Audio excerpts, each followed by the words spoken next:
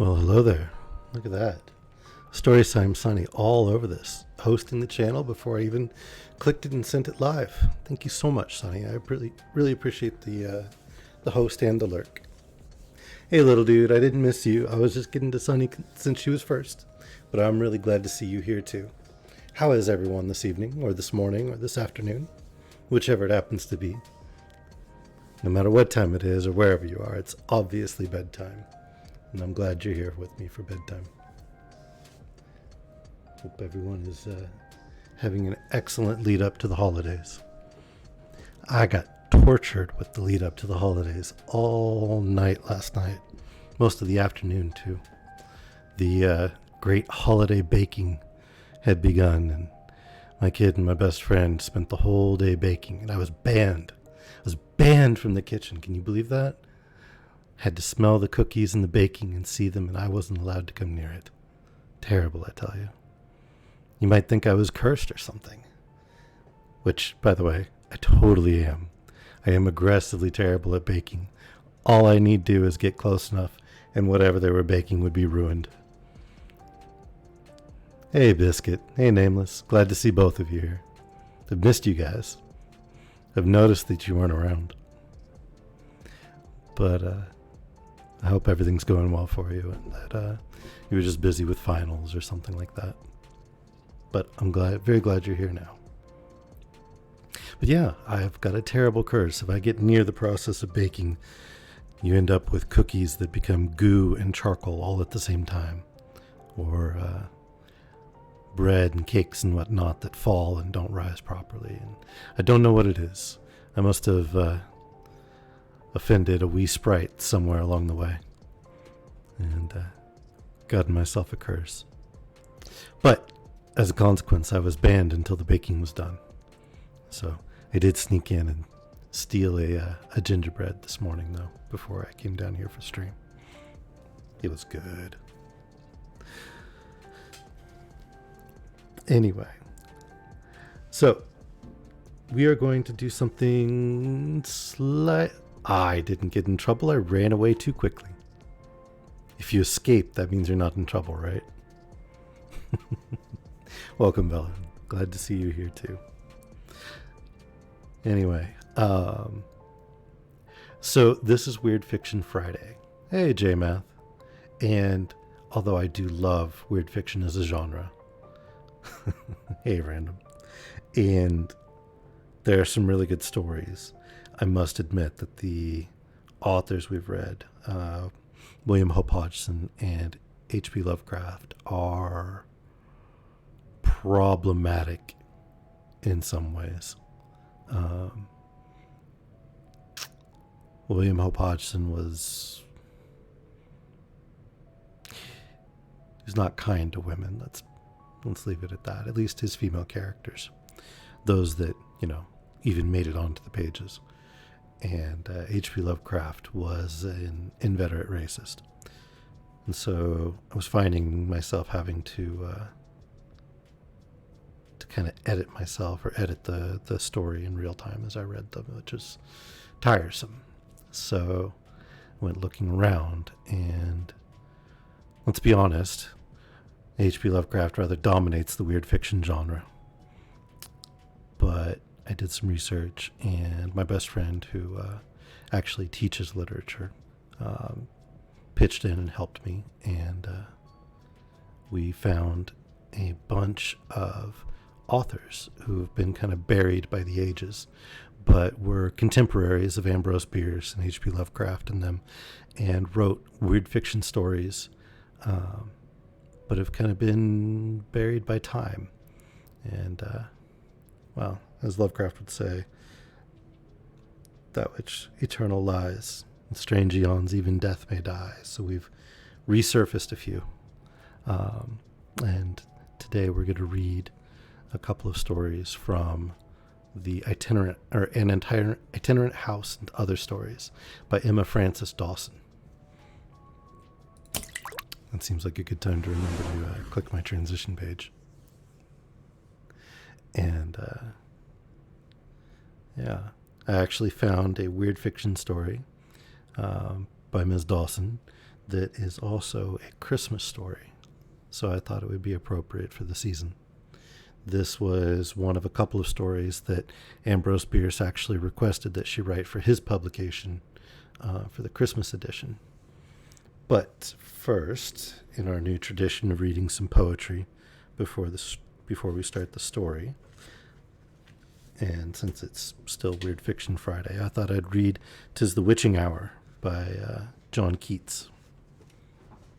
So, without further ado, we'll go ahead and jump into that. Read me a lesson, muse, and speak it loud. Upon the top of Nevis, blind and mist, I look into the chasms, and a shroud vaporous doth hide them. Just so much I wist, mankind do know of hell. I look o'erhead, and there is a sullen mist, even so much mankind can tell of heaven. Mist is spread before earth, beneath me, even so vague is man's sight of himself. Here are the craggy stones beneath my feet. That much I know, that a poor witless elf, I tread on them, that all my eye doth meet, is mist and crag, not only on this night, but in the world of thought and mental might. 'Tis the witching hour of night, orbed is the moon and bright, and the stars they glisten, glisten, seeming with bright eyes to listen. For what listen they? For a song and for a charm, see they glisten in alarm. And the moon is waxing warm, to hear what I shall say. Moon, keep wide thy golden ears, hearken stars and hearken spheres. Hearken thou eternal sky, I sing an infant's lullaby, a pretty lullaby. Listen, listen, listen, listen. Glisten, glisten, glisten, glisten, and hear my lullaby. Though the rushes that will make its cradle still are in the lake, though the linen that will be is swathed in on the cotton tree, though the woolen that will keep it warm is on the silly sheep. Hey, Monday, thank you for the follow very much. Glad you found your way to the stream. Child, I see thee. Child, I found thee. Midst of the quiet all around thee. Child, I see thee. Child, I spy thee. And thy mother sweet is nigh thee. Child, I know thee. Child, no more, but a poet evermore. See the lyre, in a flame of fire, upon the little cradle's top, flaring, flaring, flaring past the eyesight's bearing. Awake it from its sleep, and see if it can keep its eyes upon the blaze. Amaze, amaze. It stares, it stares, it stares. It dares what no one dares. It lifts its little hand into the flame, unharmed and on the strings, paddles a little tune and sings. With dumb endeavor sweetly, barred art thou completely. Little child of the western wild, barred art thou completely. Sweetly with dumb endeavor, a poet now or never. Little child of the western wild, a poet now or never.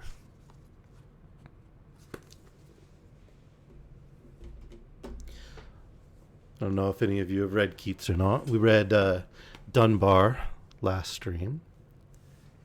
And, well, I suppose not technically last stream. We did have the subscriber stream, which several of you attended. I thought it was pretty good. We read Where the Sidewalk Ends by Shel Silverstein and started The Hobbit, which is a pretty fun old book if you've only seen the movies.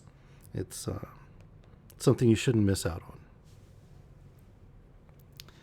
We'll do the subscriber stream weekly from now on, and I do hope that more of you will jump on the Patreon link and pick up one of the tier 1 or 2 subscriptions. Join us for the subscriber readings.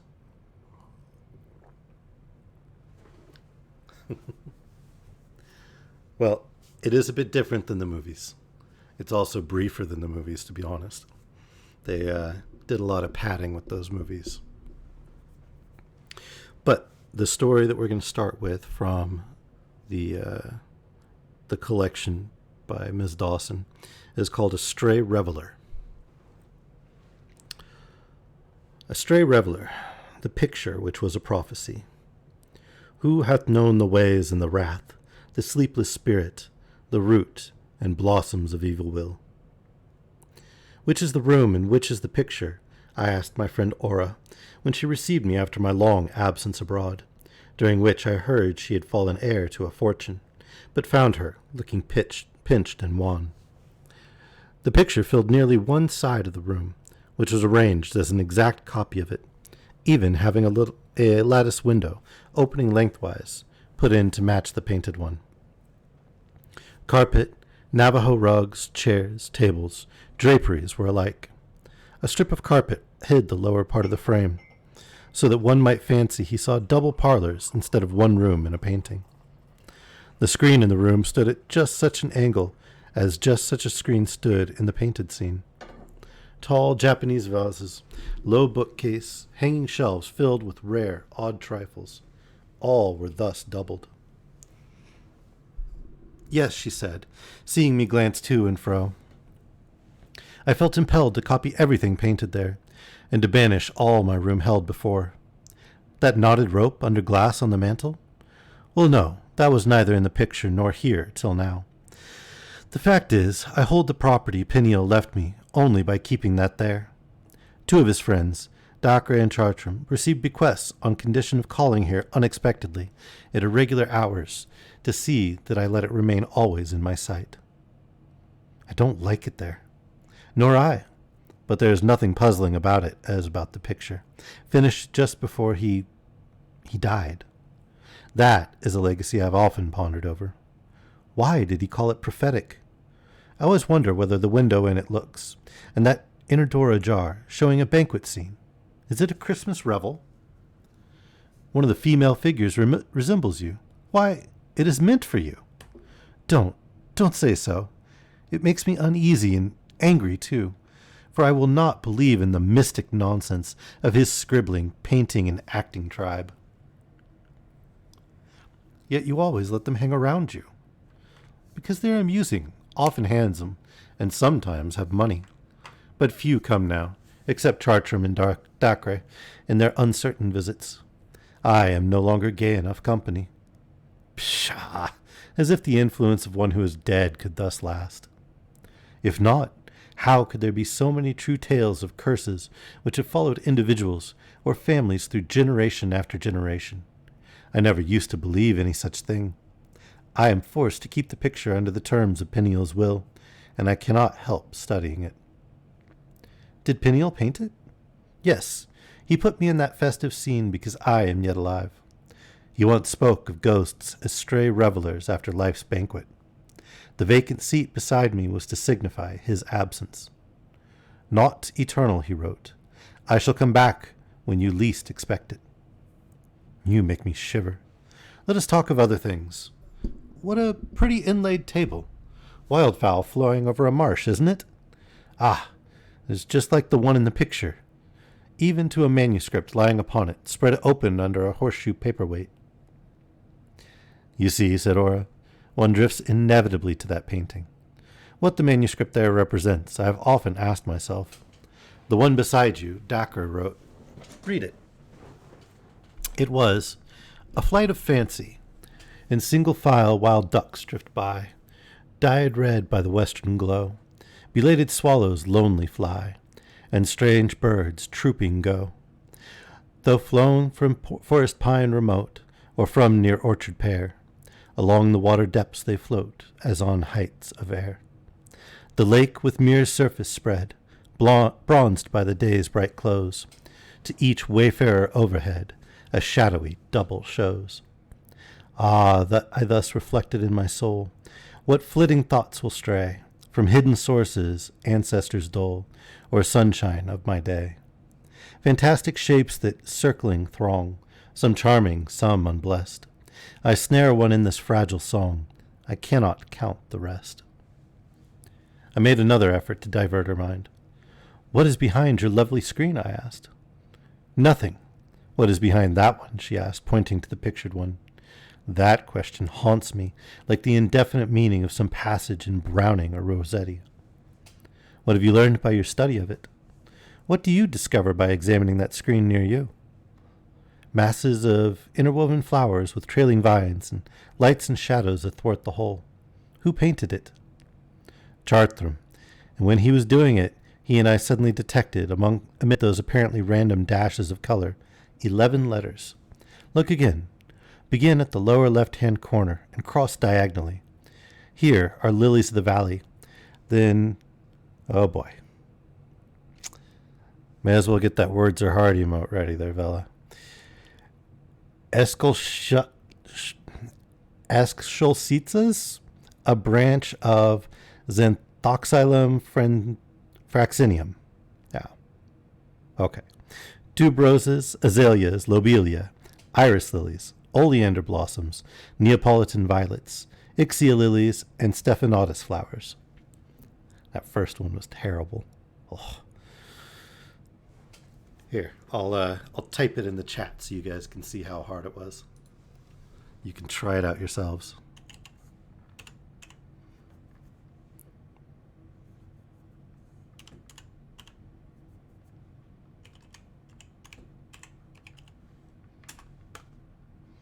All right, give that one a go.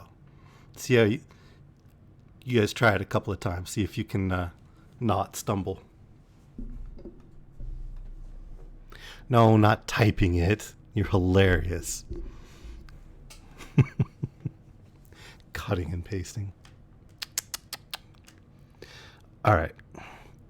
Well, don't you see? 2 words not merely spelled by the first letter of the plant's names, as the old-fashioned regard rings were set with ruby, emerald, garnet, amethyst, ruby, and diamond. But by looking carefully, you can discern in the seemingly careless spray or cluster the letter in indistinct and fanciful form. Well, then you are far better at English than I am, Biscuit Boy. As she spoke, and I gazed at the screen, I was surprised to distinguish so plainly now the words, Lex Talionis, so skillfully placed as to elude a careless glance. The law of revenge, I cried. Was this more of your old coquetries? No, I did not tire of Peniel as usual. He had one charm all my other lovers had lacked, a stronger will than mine. I looked at her inquiringly. When you went away, you remember I was starving, genteelly starving. I met Peniel. He was engaged to an heiress. I reasoned with myself that she did not need his money as I did. I used every art to win him from her. Oh, Aura! I did! I may own it now, since both are dead. Both? Yes. He broke the engagement on account of something I told him about her. She died soon after. Some say broken-hearted. But of course we know that is a mere phrase. I presume she got a cold or something. And your refusal of him killed him? No, I accepted him. All went well until one night we went on horseback with a party of friends on a moonlight trip to the Cliff House. While there, he overheard me own my worship for money. Not marry for it, I said. It is a woman's duty. And he met there that night some old friend who completely disapproved all I had told him about Helen Rothsay, the girl who died. Oh, how angry he was. His eyes were lurid. He never spoke to me again. Next day, he sent back to me these verses he had found that Dacre had written for me to give him as mine, though you know there is nothing nonsensical about me. She gave me to read a Villanelle. What clouds of laughing little loves arise, on buoyant wing are all about me blown. I dream within the night of his dark eyes. How blessed to be, though but in flower guise, worn on his heart until my life were flown. What clouds of laughing little loves arise. Forgotten is the sun, today's blue skies. I know nor time nor space nor any zone. I dream within the night of his dark eyes. By fancied blisses borne to paradise, like some translated saint that art has shown, what clouds of laughing little loves arise. Such lotus-eating lures until one dies, no poppy petals such nepenthe I own. I dream within the night of his dark eyes. For him my passion waxes crescent-wise. Will wind and tide of fate its sway disown? What cloud of laughing little loves arise? I dream within the night of his dark eyes. He also sent me a letter telling me of these discoveries and taking leave. I shall avenge Helen's wrongs, he wrote. I shall avenge my own wrongs, but in my own time and in my own way. You shall suffer for what you have done, if I have to come back from the next world to make you. Poor or rich, old or young, sad or gay, remember that I have not forgotten. He died soon after? Yes, in a year and a day from the time we first met, which was Christmas Eve. Company came, and I could hear no more. 2 weeks later, on Christmas Eve, Aura sent for me. I found her in the same room, looking thinner and more depressed, and studying the painting. Don't, I said. You will dream of it. I did. I had been in the picture, gathered a leaf from that graceful clump of ferns growing in the odd jar, sat in that antique chair, and looked from that open window. I could not understand my hitherto matter-of-fact friend. What did you see? I asked. The same grand sunrise that thrilled us, Peniel, Dacre, Chartram, and I, as we returned from a New Year's Eve ball. A sunrise Peniel wrote about. She showed me these lines. Sorry, I needed a sip of tea. A New Year's dawn. Through fog that veils both sky and bay, there gleam the sun and wraith red glowing. So interblended that one flame they seem, as if in dread portent showing. Where will it lead us through the year untried? Through what vast desert places? Vague tracts of time whose misty margins glide within eternal spaces. I, weary pilgrim in life's caravan, that pillared fire must follow, past pyramid and sphinx of doubt and ban, mirage of hope, how hollow. Palm-shaded wells of joy, too far apart, long leagues through changeful weather, unless that foe in ambush, my own heart, leaps, and we fall together. Maybe I should have just read the poems from this instead of having to trot out the Keats. And again, with my tradition, I have not read this, so this is all a brand new work to me as well. What else happened? I asked. Nothing. I was dimly conscious of coming from that room into this. I want to stay here. Tell me about your travels and divert me. I talked to her a long while. Then she brewed rich chocolate, which we sipped as we sat silently listening to the sounds of mirth from a party given by boarders in the opposite room, listening to the foghorn and the wind, till drowsiness stole over us insensibly as the fog crept round the house, as if forming an impalpable barrier around a region enchanted. Kind of off the cuff, yeah. And there's that impalpable again. Suddenly, Aura started out of her doze with a piercing cry and sat trembling from head to foot. I've been there again, she said. You have not left your chair, I murmured, half awake. You dropped asleep. Perhaps you think so, but I have been in the picture. She shuddered as she turned her head to look at it. There were 2 vacant places at the table. I no longer sat there, but wandered about the outer room, while the guests at supper were watching and whispering and pointing, and a murmur of Lex Talionis ran from mouth to mouth. I felt that some horror waited for me and drew me to that screen, but I tried not to go. I went to the window, but the view was changed to the blackness of midnight. I looked in the mirror, yet saw nothing reflected but the room behind me. I was not to be seen. I noticed the perfume of the flowers in the bouquet on the table. I saw this room, with our figures sitting before the fire, with our chocolate tray between us, as a picture on the wall of that room. I took the manuscript from the table and found it to be verses, as we thought. I can repeat them. Ballad of the Sea of Sleep. When from far headland of the night I slip, what potent force within the rising tide bears me resistless as the billows dip, to meet the shifting wonders, eager-eyed, or float half-conscious what stars watch me glide, to fear when nightmare's monster monsters' weight o'erpowers, or laugh with nymphs and mermen in their bowers. Through blinding tempest toss on breakers steep, or fall for countless fathoms past what lowers below the dream waves of the sea of sleep. I trace, with sails all set, the unbuilt ship, and sunken treasure ere the waves subside, find here the wrecked craft making phantom trip. Define the misty bounds upon this side, the mighty mountains of the dark abide.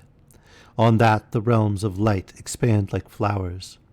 There, 'tis the rocky coast of death that towers. Here on the shoals life must its lighthouse keep. Who is it that vague terror thus empowers, below the dream waves of the sea of sleep? On shore all day I find slight fellowship, but in those surges fain would plunge and hide. Those depths hold joys that none above outstrip. Perchance I cannot choose what shall betide. Friend flown afar I clasp, dread foe deride. Forget that sour all my heart devours. Avenge the wrongs that fate upon me showers. Not my control can lift the tide at neap, nor quell its rise, who thus my will deflowers, below the dream waves of the sea of sleep. Envoy, archangels, princes, thrones, dominions, powers, which of ye dwarf the centuries to hours, or swell the moments into eons sweep? Is it the prince of darkness there, who cowers beneath the dream waves of the sea of sleep? I was full of indecision and fear about looking behind the screen, but at last I did look. Her voice failed. I gave her some wine. What do you think you saw? Think! I saw it. All right, Biscuits. I hope you catch the rest on the recording. I'm glad you made it in for a little bit. Have a very good evening or morning or afternoon, whichever it happens to be for you.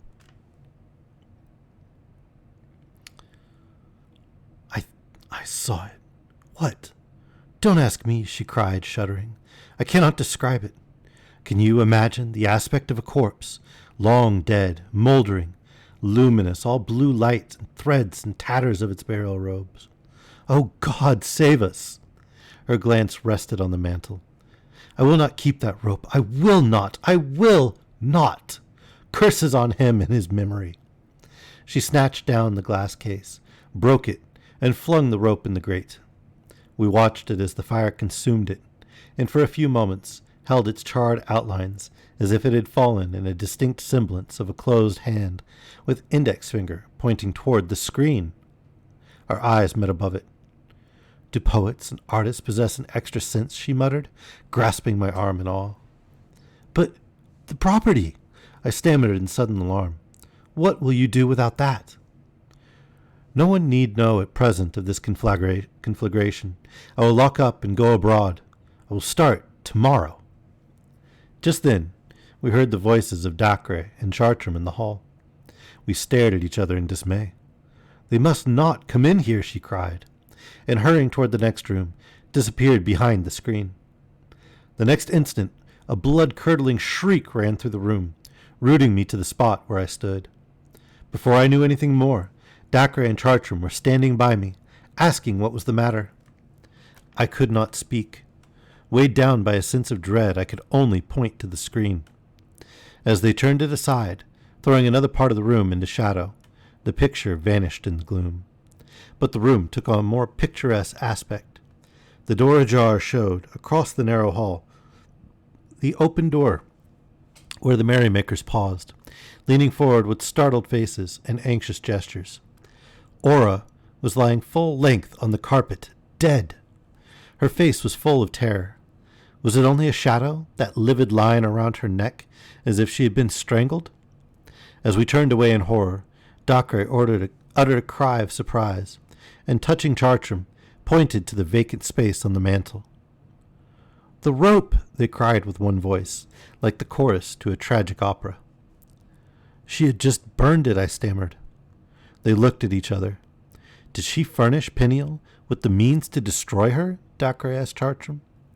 Tell me, I begged, what is the mystery of that rope? There was a moment's delay. Then Chartram gave the startling reply. It was the one with which Peniel hung himself.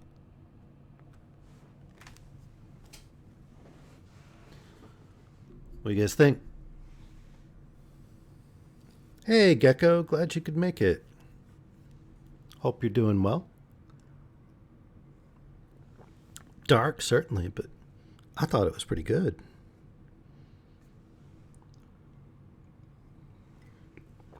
All right. Well, it's a ghost rope now. All right, let's pick another one. Let's see.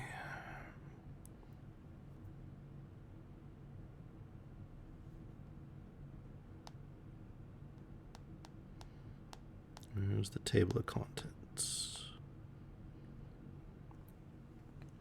All right, so we've got an itinerant house, singed moths, the dramatic in my destiny, a gracious visitation, a sworn statement. The second card wins, in silver upon purple. Are the dead dead? And apparently that's all the ones in this book. What do you think?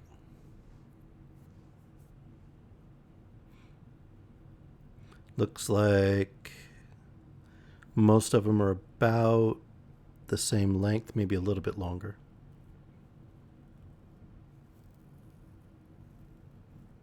Obviously purple. Oh, and silver upon purple? All right, that sound good to the rest of you guys?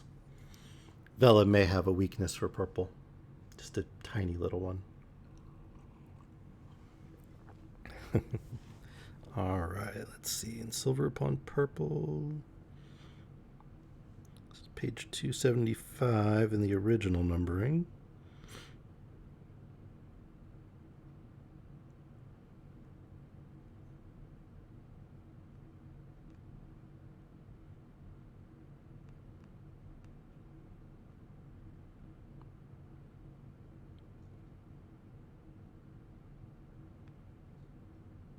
All right, looks like this is actually going to be a really short one.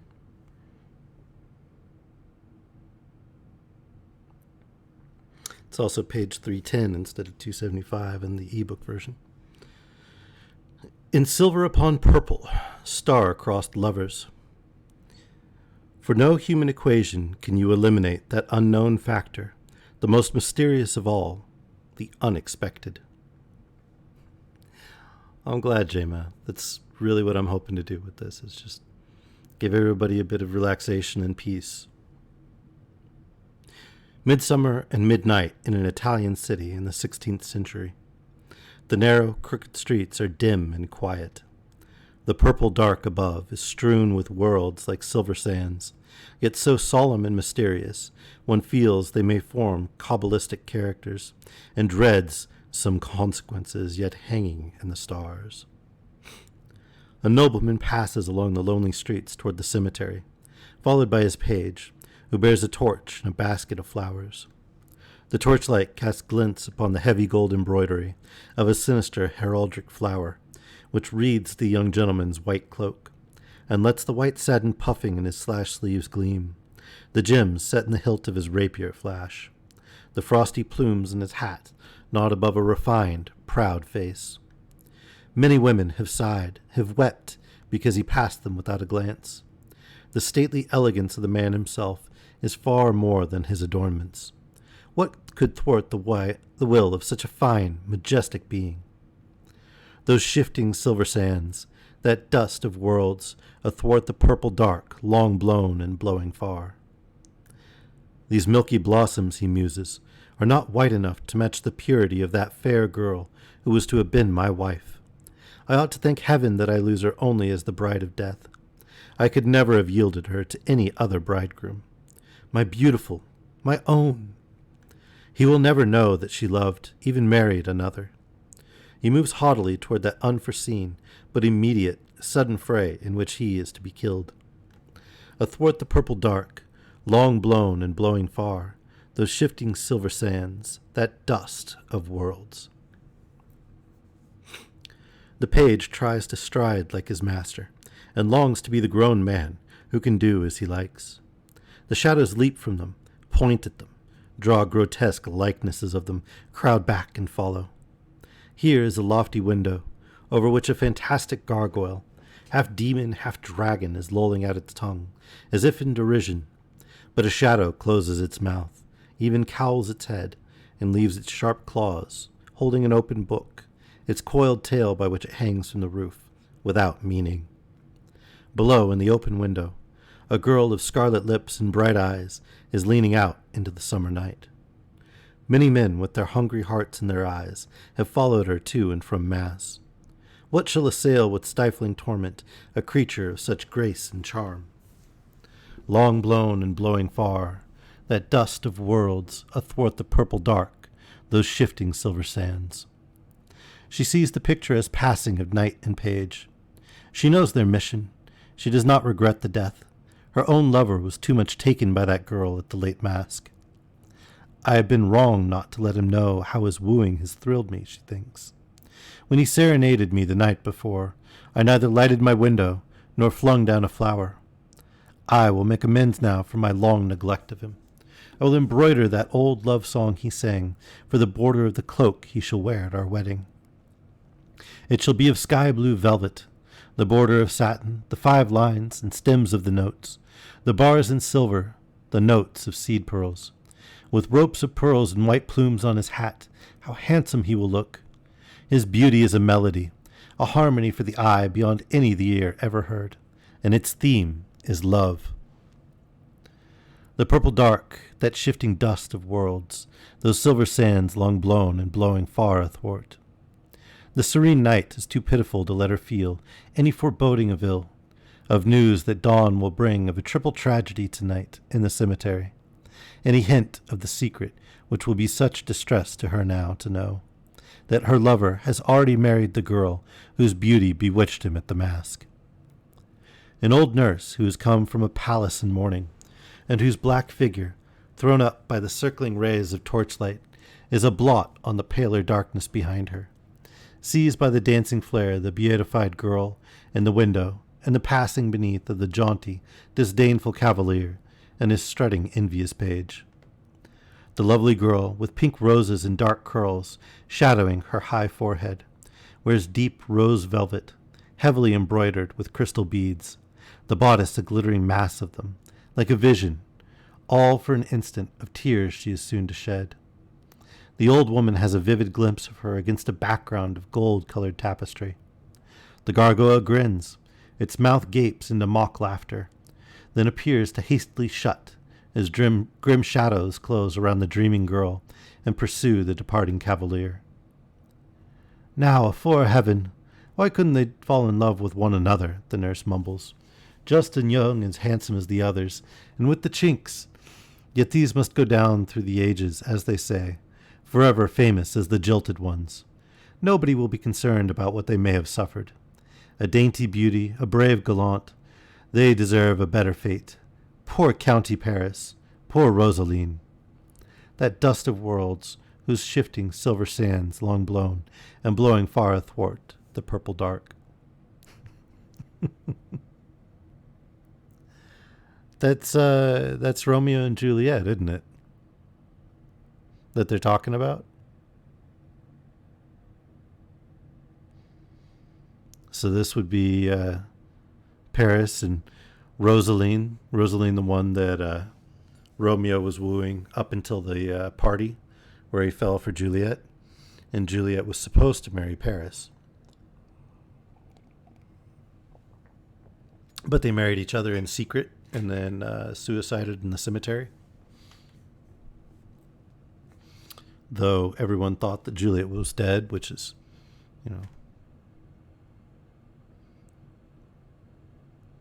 don't marry your cousin. That's weird. Also, your kids may end up with weird noses and hunchbacks. Big no-no. But yeah, that's totally like a pastiche of Romeo and Juliet. That's cool.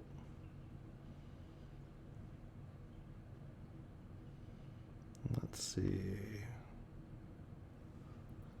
Let's pick one more short one. In fact, let's just do an itinerant house. It's the, well, I mean, if you marry your cousin, clearly you're going to have children with him. I mean, the one goes with the other, right? At least in those days. So we'll do an itinerant house, and then we'll take a short intermission. An itinerant house, eternal longing with eternal pain, want without hope, and memory saddening all congregated failure and despair, shall wander there through some old maze of wrong. His wife? Cried Philippa. Yes, I answered, unwillingly, for until the steamer brought Mrs. Anson, I believed in this Mexican woman's right to that name. I felt sorry for the bright eyes and kind heart that had cheered Anson's lodgers through weary months of early days in San Francisco. She burst into tears. None of us knew how to comfort her. Daring spoke first. Beauty always wins friends. Between her sobs, she repeated one of the pithy sayings of her language. It is as easy to find a lover as to keep a friend, but as hard to find a friend as to keep a lover. Yes, said Voles, a new friendship is like a new string to your guitar. You are not sure what its tone may prove, nor how soon it may break. But at least its falsity is learned at once, she sobbed. Is it possible, I asked, that you had no suspicion? None. He told me, she ended in a fresh gust of tears. The old story, muttered Daring. Mariette's skipper was right in thinking everything that once happened would come again somewhere. Anson came. He had left the newcomer at the Niantic on pretense of putting his house in order. Philippa turned on him before we could go. Is this true? She cried. Without reply, he went to the window and stood looking out. She sprang toward him, with rage distorting her face. Coward! She screamed in fierce scorn. Then she fell senseless. 2 doctors were called. One said she was dead. The other, at first doubtful, vainly tried hot sealing wax and other tests. After 36 hours, her funeral was planned. Yet Daring, once medical student, had seen an electric current used in such a case in Vienna and wanted to try it. That night, he, Voles, and I offered to watch. When all was still, Daring, who had smuggled in the simple things needed, began his weird work. Is it not too late? I asked. Every corpse, said he, can be thus excited soon after death, for a brief time only, and but once. If the body is not lifeless, the electric current has power at any time. Voles, too nervous to stay near, stood in the door open to the dark hall. It was a dreadful sight. The dead woman's breast rose and fell. Smiles and frowns flitted across her face. The body begins to react finely, cried Daring, making Voles open the windows, while I wrapped hot blankets round Philippa, and he instilled clear coffee and brandy. It seems like sacrilege. Leave her alone, I exclaimed. Better dead than alive. My God, say not that, cried Voles. The nerve which hears is last to die. She may know all we say. Musical bosh, I muttered. Perhaps not, said Daring. In magnetic sleep that nerve can be roused. The night seemed endless. The room gained an uncanny look. The macaws on the gaudy, old-fashioned wallpaper seemed fluttering and changing places. Voles crouched in a heap near the door. Daring stood by Philippa, watching closely. I paced the shadowy room, looked at the gleam of the moon on the bay, listened to the soughing wind in the gum trees mocking the sea, and tried to recall more cheerful scenes, but always bent under the weight of that fearful test going on beside me. Where was her soul? Beyond the stars? In the room with us? Or, like trodden snowdrift melting in the dark? Voles came behind, startling me by grasping my elbow. Shall I not play? He whispered. Familiar music is remembrance changed to sound. It brings the past as perfume does. Gypsy music in her ear would be like holding wild flowers to her nostrils. Ask Daring, I said. He will know best. I heard him urging Daring. She has gypsy blood, he said. Their music will rouse her. Daring unwillingly agreed. But nothing abrupt. Begin low. Vaguely uneasy, I turned to object, but Voles had gone for his violin. Far off arose a soft, wavering, sleepy strain, like a wind blowing over a field of poppies. He passed in slow, dramatic style through the hall, playing on the way. As he came in, oddly sustained notes trembled like sighs and sobs. These were by degrees subdued, though with spasmodic outbursts, amid a grand movement as of phantom shapes through cloudland. One heart-rending phrase recurring as one of the shadowy hosts striving to break loose, but beaten back by impalpable throngs, numberless grace notes trailing their sparks like fireworks. No music of our intervals and our rhythms, but perplexing in its charm, like a draught that maddens. Time, space, our very identities were consumed in this white heat of sound. I held my breath. I caught his arm. "It is too bold and distracting," I cried. "It is enough to kill us. Do you expect to torment her back? How can it affect us so?" "Because," he answered, laying down his violin and wiping his brow. "In the gypsy minor scale, the fourth and seventh are augmented. The sixth is diminished. The frequent augmentation of the fourth makes that sense of unrest." "Bah! Technical terms make it no plainer," I said, returning to the window. He played a whispered merry discordance, resolving into click of castanets, laugh, and dance of a Okay. Words. Sorry. Apparently things are just going to be difficult this evening. The frequent augmentation of the fourth makes that sense of unrest. Bah! Technical terms make it no plainer, I said, returning to the window. He played a whispered, merry discordance, resolving into click of castanets, laugh and dance of a gypsy camp. Out of the world of flying steps and tremolo of tambourines rose a tender voice, asking, denying, sighing, imploring, passing into an overruling, long-drawn call that vibrated in widening rings to reach the farthest horizon. Nay, beyond land or sea, east of the sun, west of the moon. With a rush returned the wild jollity of men's bass laughter, women's shrill reply, the stir of the gypsy camp. This dropped behind vague, rolling measures of clouds and chaos, where to and fro floated grotesque goblins of grace notes, like the fancies of a madman, struggling, rising, falling, vain reaching strains, fierce cries like commands. The music seemed another vital essence, thrilling us with its own emotion. No more, I cried, half gasping, and grasping Volz's arm. What is it, Daring? He had staggered from the bed, and was trying to see his watch. It is just 44 hours, he said, pointing to Philippa. Her eyes were open. We were alarmed, as if doing wrong, and silently watched her. 15 minutes later, her lips formed one word. Idiots! Half an hour after she flung the violin from bed to floor, but would not speak. People began to stir about the house. The prosaic sounds jarred on our strained nerves. We felt brought from another sphere. Volz and I were going, but Philippa's upraised hand kept us. She sat up, looking a ghastly vision.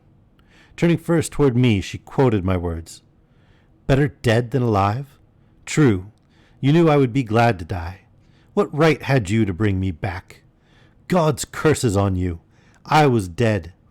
Then came agony. I heard your voices. I thought we were all in hell. Then I found how by your evil cunning I was to be forced to live. It was like an awful nightmare. I shall not forget you, nor you me. These very walls shall remember. Here, where I have been so tortured, no one shall have peace. Fools! Leave me, never come in this room again. We went, all talking at once, Daring angry at her mood. Volz sorry he had not reached a soothing pianissimo passage. I, owning we had no right to make the test. We saw her but once more, when, with a threatening nod toward us, she left the house. From that time, a gloom settled over the place. Mrs. Anson proved a hard-faced, cold-hearted, Cape Cod woman, a scold and drudge, who hated us as much as we disliked her. Homesick and unhappy, she soon went east and died. Within a year, Anson was found dead where he had gone hunting in the Sausalito woods, supposed a suicide. Daring was hung by the vigilantes, and the rest were scattered on the four winds. Volz and I were last to go. The night before we sailed, he for Australia, I for New York. He said, I am sorry for those who come after us in this house. Not knowing of any tragedy here, I said, they will not feel its influence. They must feel it, he insisted. It is written in the Proverbs, evil shall not depart from his house. Some years later, I was among passengers embarking at New York for California, when there was a cry of man overboard. In the confusion of his rescue, among heartless and pitiful talk, I overheard one man declare that the drowned might yet be revived. Oh yes, cried a well-known voice behind me, but they might not, thank you. I turned to find Voles. He was coming out with Wynne, the actor. Enjoying our comradeship on the voyage, on reaching San Francisco, we took rooms together on Bush Street in an old house with a large garden. Voles became leader of the orchestra, and Wynne leading man at the same theater. Lest my folks, a Maine deacon's family, should think I was on the road to ruin, I told in letters home only of the city's missionary in the house. Voles was hard-worked. Wynne was not much liked. My business went wrong. It rained for many weeks. To this we laid the discomfort that grew to weigh on us. Voles wreaked his sense of it on his violin, adding to the torment of Wynne and myself. For to lonesome, anxious souls, the demon in music shows horns and cloven foot in the trying sounds of practice. One Sunday, Voles played The Witch's Dance, The Dream, and The Long, Long Weary Day. I can bear it no longer, said Wynne. I feel like the haunted Matthias in The Bells. If I could feel so when acting such parts, it would make my fortune. But I feel it only here. I think, said Voles, it is the Gloria Fonda bush near the window. The scent is too strong. He dashed off Strauss's fretful, conflicting hurry and delay. There, it is too much, said I. You express my feelings. He looked doubtful. Put it in words, he said. How can I said. When our firm sent me abroad, I went sightseeing among old palaces, whose goblin tapestries framed in their walls were faded to gray phantoms of pictures. But out of some the thrilling eyes followed me, till I could not stay in their range. My feeling here is the uneasy one of being watched. Ha, said Voles, you remind me of the Heine when he wrote from Livorno. He knew no Italian, but the old palaces whispered secrets unheard by day. The moon was interpreter, knew the lapidary style translated to the dialect of his heart. Strange effects of after the moon, mused Wynne. That gives new meaning to Kent's threat. I'll make a sop of the moonshine of you. Voles went on. Heine wrote, the stones here speak to me, and I know their mute language. Also they seem deeply to feel what I think. So a broken column of the old Roman times, an old tower of Lombardy, a weather-beaten Gothic piece of pillar understands me well. But I am a ruin myself, wandering among ruins. Perhaps like Poe's hero, said I have imbibed shadows of fallen columns at Baalbek and Tadmor and Persepolis, until my very soul has become a ruin. But I too, said Wynne, feel the unrest of Tannhauser. Alas, what I seek here or anywhere, whose way of life is like the crumbled stair that winds and winds about a ruined tower, and leads no whither. I'm oppressed, Voles owned, as if someone in my presence was suffering deeply. I feel, said Wynne, as if the scene was not set right for the performance now going on. There is a hitch and drag somewhere, scene shifters on a strike. Happy are you poets and musicians who can express what is vague. Voles laughed. As in Liszt's oratorio of Christus, said he, where a sharp, ear-piercing sostenuto on the piccolo flute shows the shining star of Bethlehem. He turned to me. Schubert's Wanderer always recalls to me a house you and I know to be under a ban. Haunted, asked Wynne. Of all speculative theories, St. Martin sends the most cold thrills up one's back. He said none of the dead come back, but some stay. What we Germans call Gibani, tied to one spot, said Voles. But this is no ghost, only a proof of what a German psychologist holds, that the magnetic man is a spirit. Go on and tell quaint lies, and I like them, said Wynne. I told them in brief outline, with no names, the tale Voles and I knew, while we strolled to Telegraph Hill, passing 5 street blocks blocked by the roving houses common to San Francisco. Wynne said, "They seem to have minds of their own, with their entrances and exits in a moving drama." "Sort of Poor Joe's," said I. "Castles and chess," said Voles. "Io-like," said Wynne, "with a gad in their hearts that forever drives them on." I'm not sure what the moving houses are. If anybody wants to Google like San Francisco and moving houses, might be a historical context that I'm missing. A few foreign sailors lounged up on the hilltop, looking at the view. The wind blew such a gale we did not stay. The steps we had known, cut in the side, were gone. Where the old house used to be, goats were browsing. "Perchance we do inhabit it but now," mockingly cried Wynne. "Methinks it must be so." "Then," said Voles, thoughtfully, "it might be what Germans call far working, acted in distance that affects us." "What do you mean?" I asked. "Do you know anything of her now?" "I know she went to Mexico," said he. "That is all." "What is far working?" asked Wynne. "If I could act in the distance, and here too, what larks!" "Yes, if," said I. "Think how all our lives turn on that pivot. Suppose Hawthorne's offer to join Wilkes' exploring expedition had been taken." "Only to wills that know no if is far working possible," said Voles. "Substance or space can no more hinder this force than one of mineral magnetism. Passivant joins it with pictures falling or watches stopping at the time of death. In sleepwalking, some kinds of illness or nearness of death, the nervous ether is not so closely allied to its material conductors. The nerves may be loosened to act from afar, the surest where blood or feeling makes attraction or repulsion." Okay. So they like pick up a house and move it with a horse team? All right. That's different.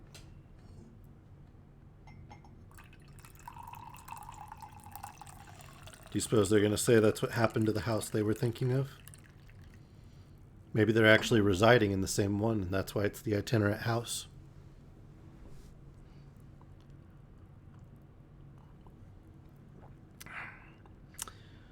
Wynne, in the 2 voices of the play, repeated, "Victor, where is the gentleman?" "Chispe, as the old song says, his body is in Segovia, his soul is in Madrid." We could learn about the house we were in only that 5 families had moved in and out during the last year. Wynne resolved to shake off the gloom that wrapped us. In struggles to defy it, he, on the strength of $1,000 benefit, made 1 payment on the house and began repairs. On an off night, he was vainly trying to study a new part. Voles advised the relief of his nerves by reciting the dream scene from The Bells, reminding him that he had compared it with his restlessness there. Wynne denied it. "Yes," said Voles, "where the mesmerizer forces Matthias to confess." But Wynne refused, as if vexed, till Voles offered to show in music his own mood, and I agreed to read some rhymes about mine. Voles was long tuning his violin. "I feel," he said, "as if the passers-by would hear a secret. Music is such a subtle expression of emotion. Like flower odor rolls far and affects the stranger. Hearken, in Hai's Rise Builder, as the cross was thrown ringing on the banquet table of the gods, they grew dumb and pale, and even paler till they melted in mist. So shall you at the long-drawn wail of my violin grow breathless and fade from each other's sight." No, not a dumb joke at all. I was actually just discussing Howl's Moving Castle a couple hours ago, and comparing the movie version to the book. Or I suppose it was likely a manga. I've only seen the movie. The music closed around us, and we waited in its deep solitude. 1 brief, sad phrase fell from airy heights to lowest depths into a sea of sound, whose harmonious eddies, as they widened, breathed of passion and pain, now swooning, now reviving, with odd pauses and sighs that rose to cries of despair. but the tormenting first strain, recurring fainter and fainter, as if drowning, drowned, yet floating back for repeated last plaint, as if not to be quelled, and closing, as it began, the whole. As I read the name of my verses, Voles murmured, Les Nuits Blanches, number 4, Stephen Heller. And the poem he chose was Sleepless Nights. Against the garden's mossy pollen, I lean and wish the night away, whose faint unequal shadows trailing seems but a dream of those of day. Sleep burdens blossom, bud and leaf. My soul alone aspires, dilates, yearns to forget its care and grief. No bath of sleep its pain abates. How dread these dreams of wide-eyed nights! What is and is not, both I rue. My wild thoughts fly like wandering kites. No peace falls with this balmy dew. Through slumberous stillness, scarcely stirred by sudden trembles as wind shifts, o'er placid pools some skimming bird its Lethean bowl a poppy lifts. If one deep draught my doubts could solve, the world might bubble down its brim, like Cleopatra's pearl dissolve, with all my dreams within its rim. What should I know but calm repose? How feel, recalling this lost sphere?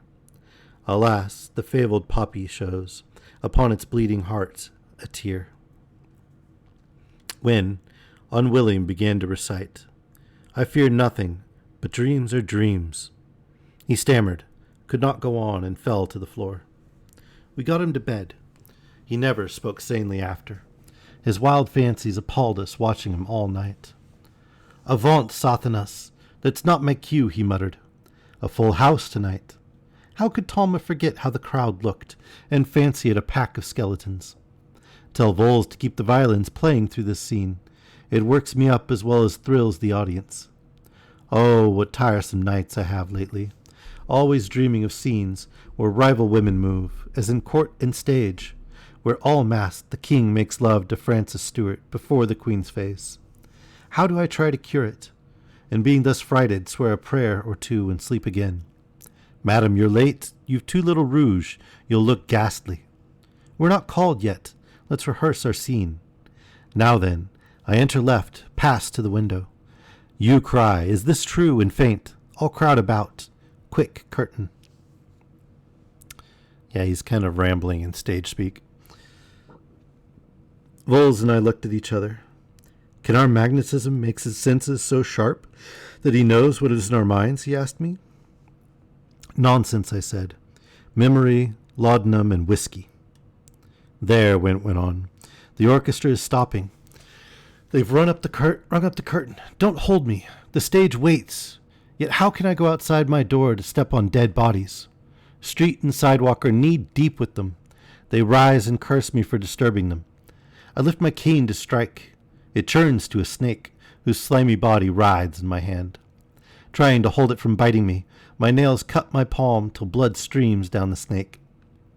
He awed us not alone from having no control of his thoughts, but because there came now and then a strange influx of emotion, as if other souls passed in and out of his body. Is this hell? He groaned. What blank darkness! Where am I? What is that infernal music haunting me through all space? If I could only escape it, I need not go back to earth, to that room where I feel choked, where the very wallpaper frets me with its flaunting birds flying to and fro, mocking my fettered state. Here in the very den of the wolf. Hullo, Benvolio, call boys hunting you. Romeo's gone on. See where he steals, locked in some gloomy covert under key, of cautionary silence, with his arms threaded like these crossbows in sorrow's knot. What is this dread that weighs like a nightmare? I do not fear like Macbeth, I only inhabit trembling.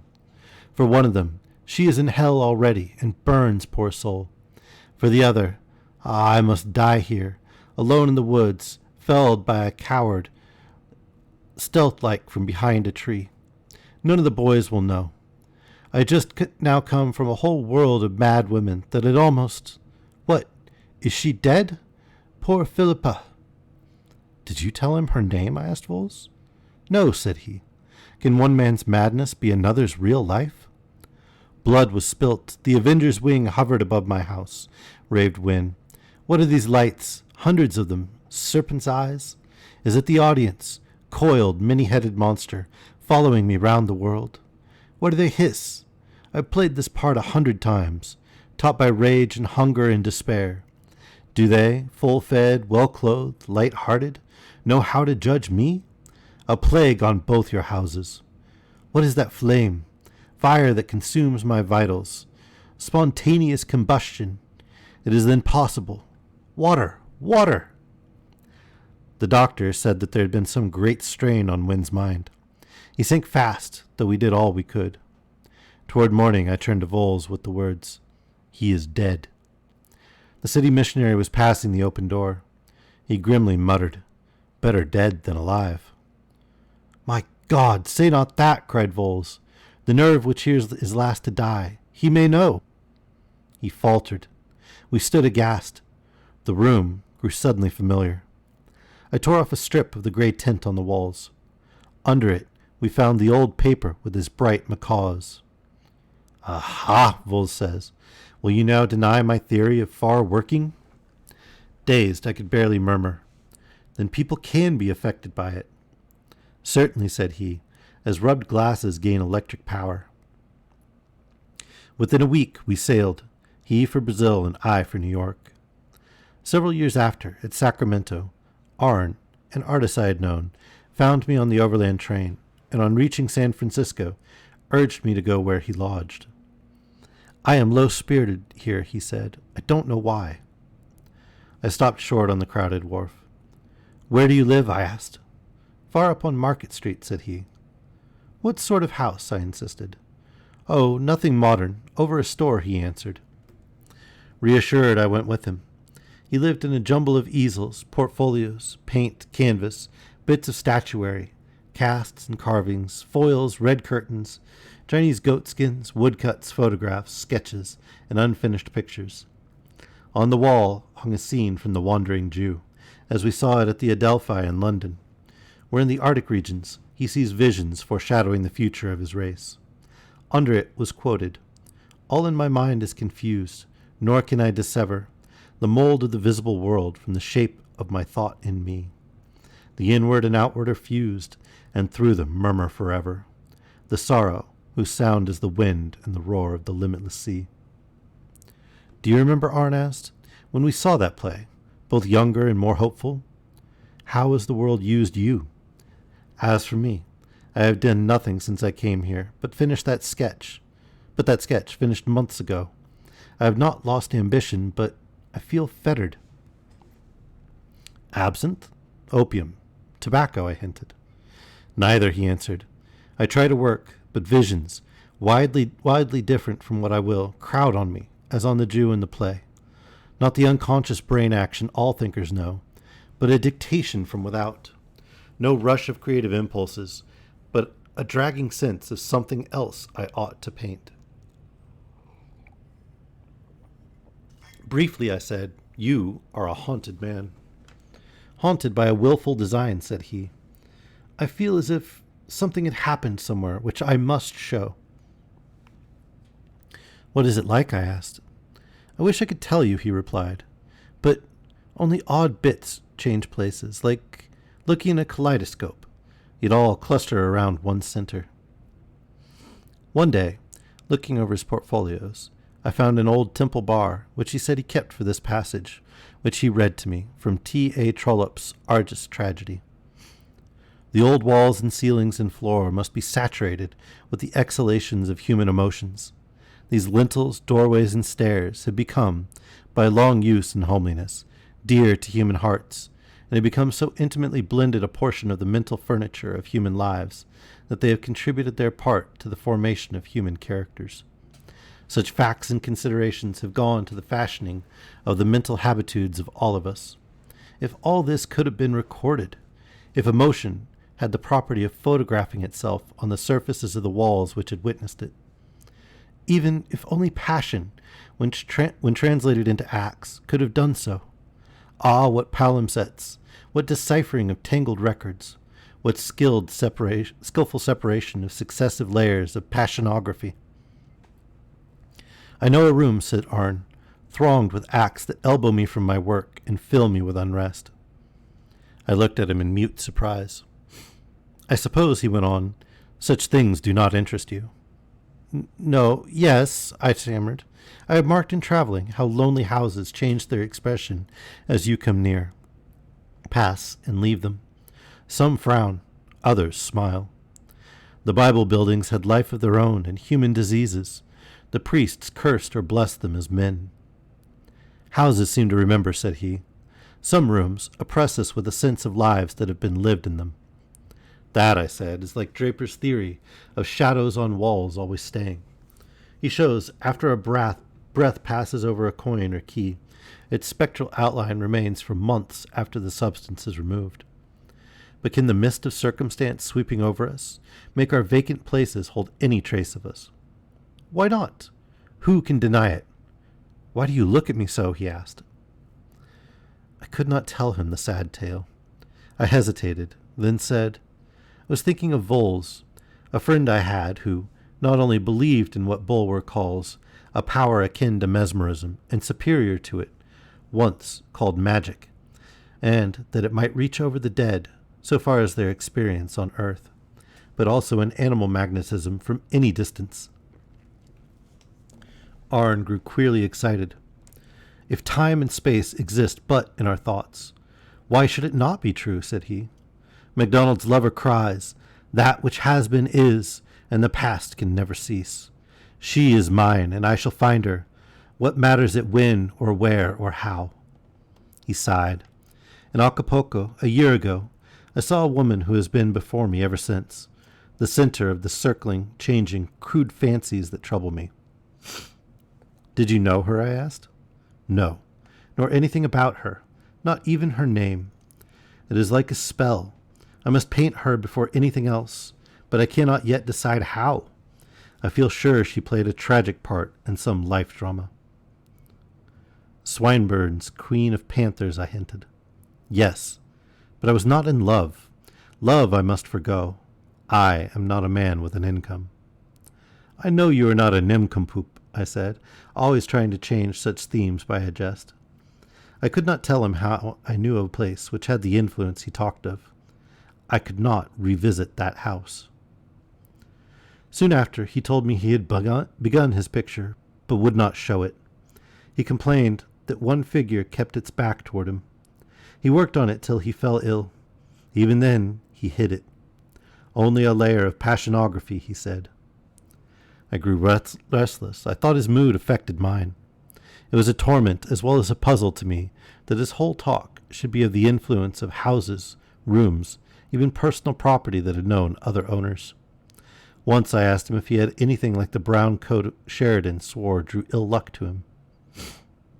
Sometimes I think, he answered, it is the special brown paint artist prize which affects me. It is made from the best asphaltum, and that can be got only from Egyptian mummy cloths. Very likely dust of the mummies is ground in it. I ought to feel their ill will. One day I went to Sausalito.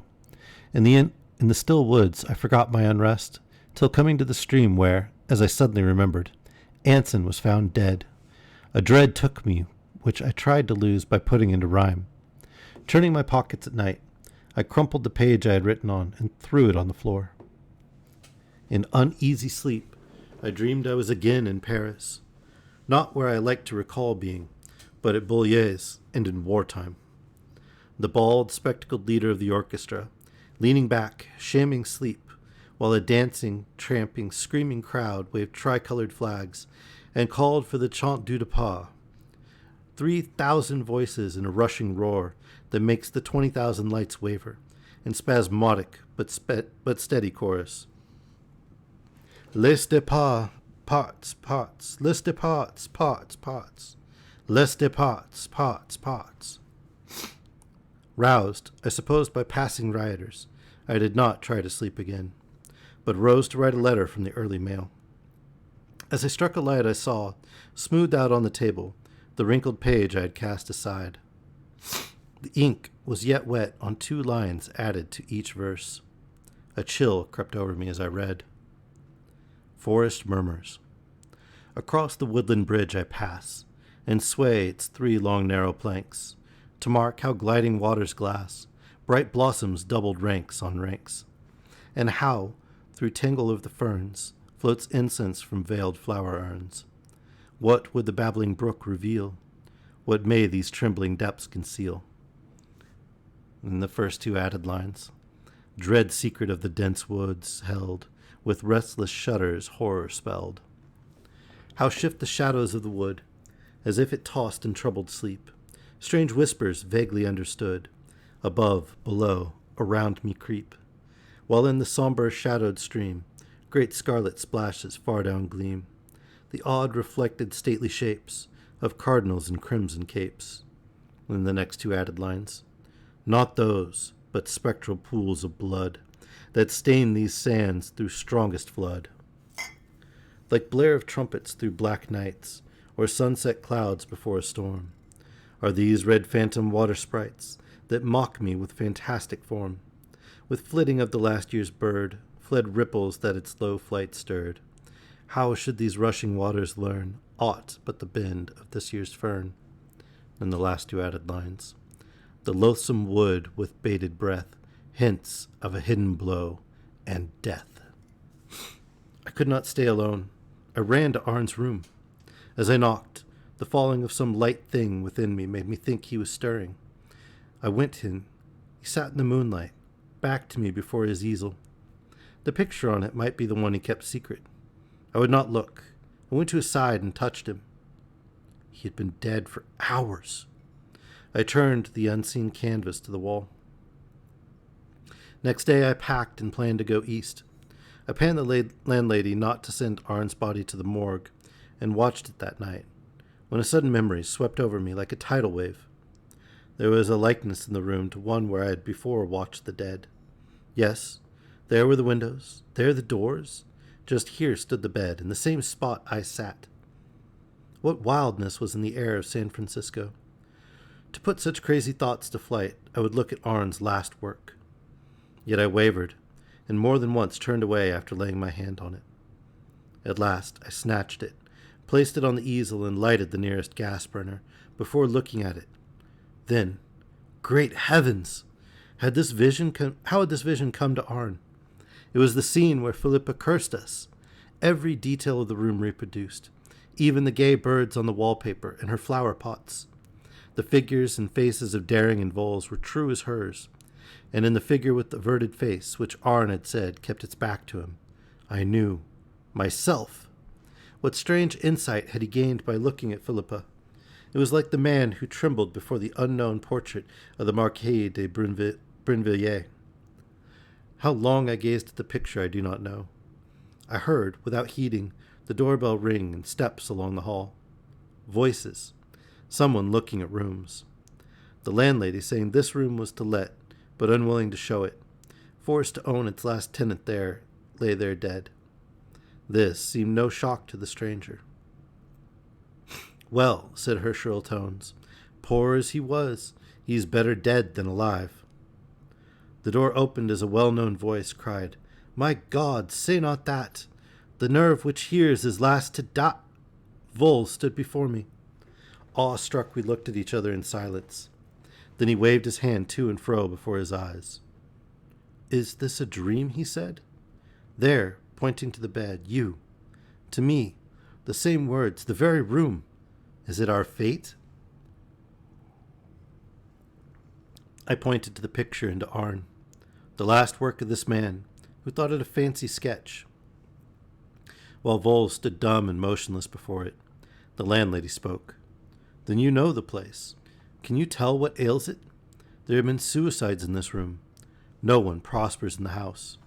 My cousin, who is a house mover, warned me against taking it. He says before the store was put under it here, it stood on Bush Street, and before that on Telegraph Hill. Voles clutched my arm. It is the Flying Dutchman of a house, he cried, and drew me fast downstairs and out into a dense fog which made the world seem a tale that was told, blotting out all but our two slanting forms, bent as by what poor Wynne would have called a blast from hell, hurrying blindly away. I heard the voice of Voles as if from afar. The magnetic man is a spirit. And that took longer than I thought, but we shall do a quick intermission, and then we'll come back and do one, possibly two more shorts.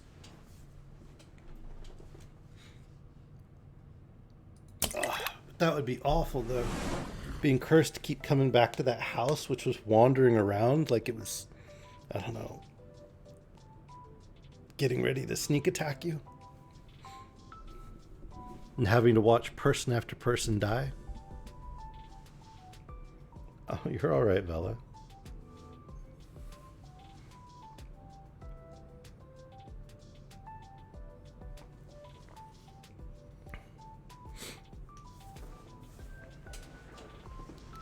Well, I mean, they are kind of ghost stories, and it is Weird Fiction Friday, so it kind of goes along with it.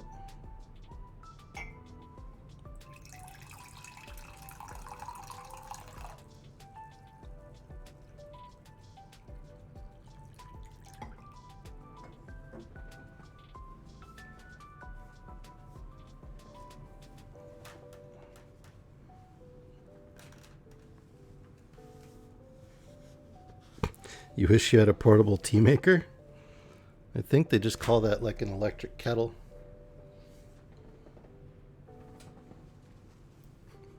Well, we're taking an intermission. This is the perfect time to go heat up some water. You could always just microwave a cup of water and bring it back with the tea bag. We'll wait for you. Just be quick.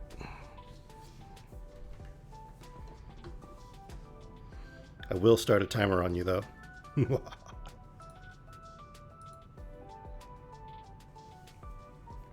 Run, J-Math. Go get that tea.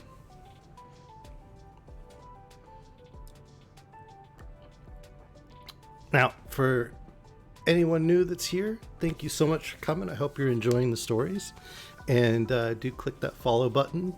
And there's also a Discord. I'd love to have you join and come chat with us in between streams. And if you have stories you'd like to hear read, there's a request channel where you can ask for stories. We read public domain works live on Twitch, and then on Thursdays we do a subscriber reading where we read more modern works that have been requested.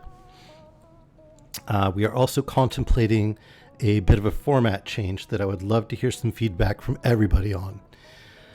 My question to all of you is, would you rather continue as we are, where we have days dedicated to certain works and we read them once a week, and there's kind of a theme to the day, like midweek mysteries on Wednesdays, where we've been reading works by Agatha Christie, or Weird Fiction Fridays, like today?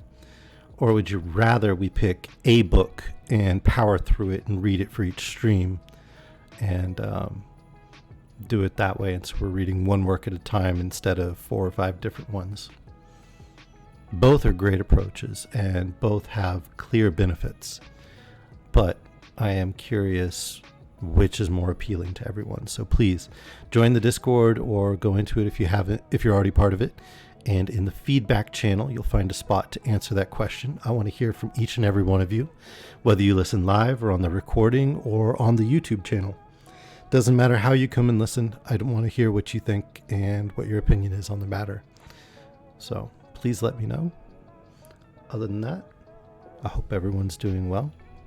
Anyone have any questions for the 8 Ball? Anything you'd like to ask? Type exclamation mark, the number 8, the word ball, all is one, and then your question needs to be in the form of a yes or no question, and the Magic 8 Ball will pop up on the screen and give you an answer to your question. It's got a few other options than the traditional one, so you may be surprised by what you see.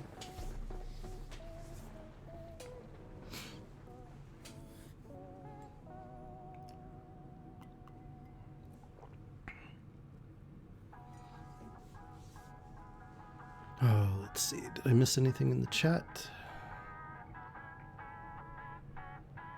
I'm glad you're liking the stories, Sparky. This is that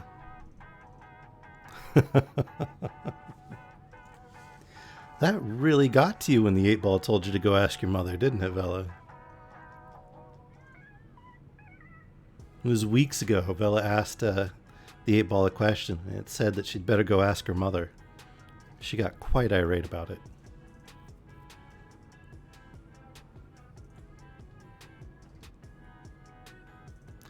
You give J-Math just another minute, and then we'll get back into it.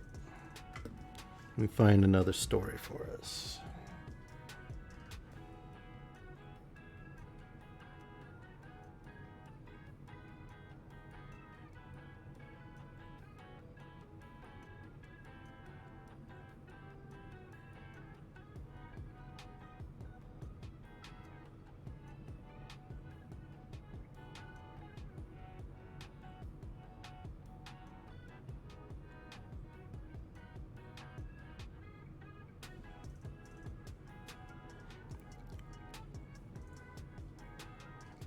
What did 8-ball say? I missed it. I was looking down at the story.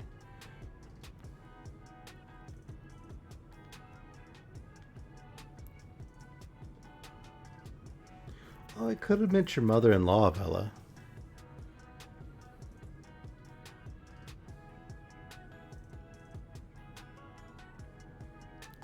All right. Glad you're back, J-Math. Okay, so there's another story called Singed Moths, which I think we'll go with.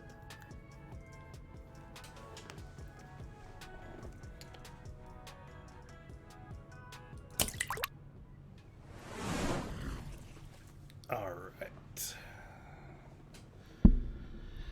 Singed Moths. In Yorkshire, England, night moths are called souls. Poor moth, thy fate my own resembles. What gained we, little moth? Thy ashes, thy one brief parting pang may show, and withering thoughts for soul that dashes from deep to deep are but a death more slow. From Carlyle's Tragedy of the Night Moth. Catherine's Diary, June 21st. Waiting for Elizabeth tonight, Charlotte and I sat in silence, unbroken save by the slightest sounds of our work.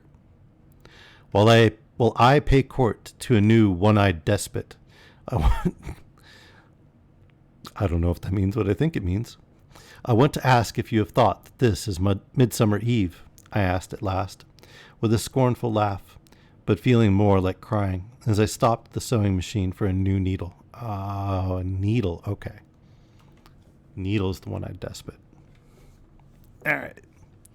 No, is it? Charlotte answered, with a long sigh, and soon looking up from her desk to add, Now I have spoiled that sheet of legal cap. You made me think of our lawn with colored lanterns, our lace dresses, wide Roman sashes, diamonds and whole pearls, the kind men and fond women, and instead of City and County of San Francisco, I wrote Strauss waltzes and strawberry ices. How could you? Well, said I have been thinking all day of the change. Our gloves and boots too shabby for daylight, hats years old, black silks that knew some of our old tea fights and have to be court plastered like beaten pugilists. Our dread to see things wear out or break because not sure of new ones, even what should pay car fare kept for a loaf of bread. Our only caller, said Charlotte, the landlady, for her rent. Neither time nor money for books or papers. Theater, concert, sail, and drive. Joys for us no more than if we were ghosts. Shunned, said I, except for insult, by those in our old rank of life, as if with our money went our culture, wit, sense, and purity. Innocent souls, said Charlotte, forced to toil 14 or 16 hours a day, while the vile wretch at San Quentin works 8 or 10 and sleeps with no care for food or rent. A steady grind of small economies, I went on, that are both comic and cruel.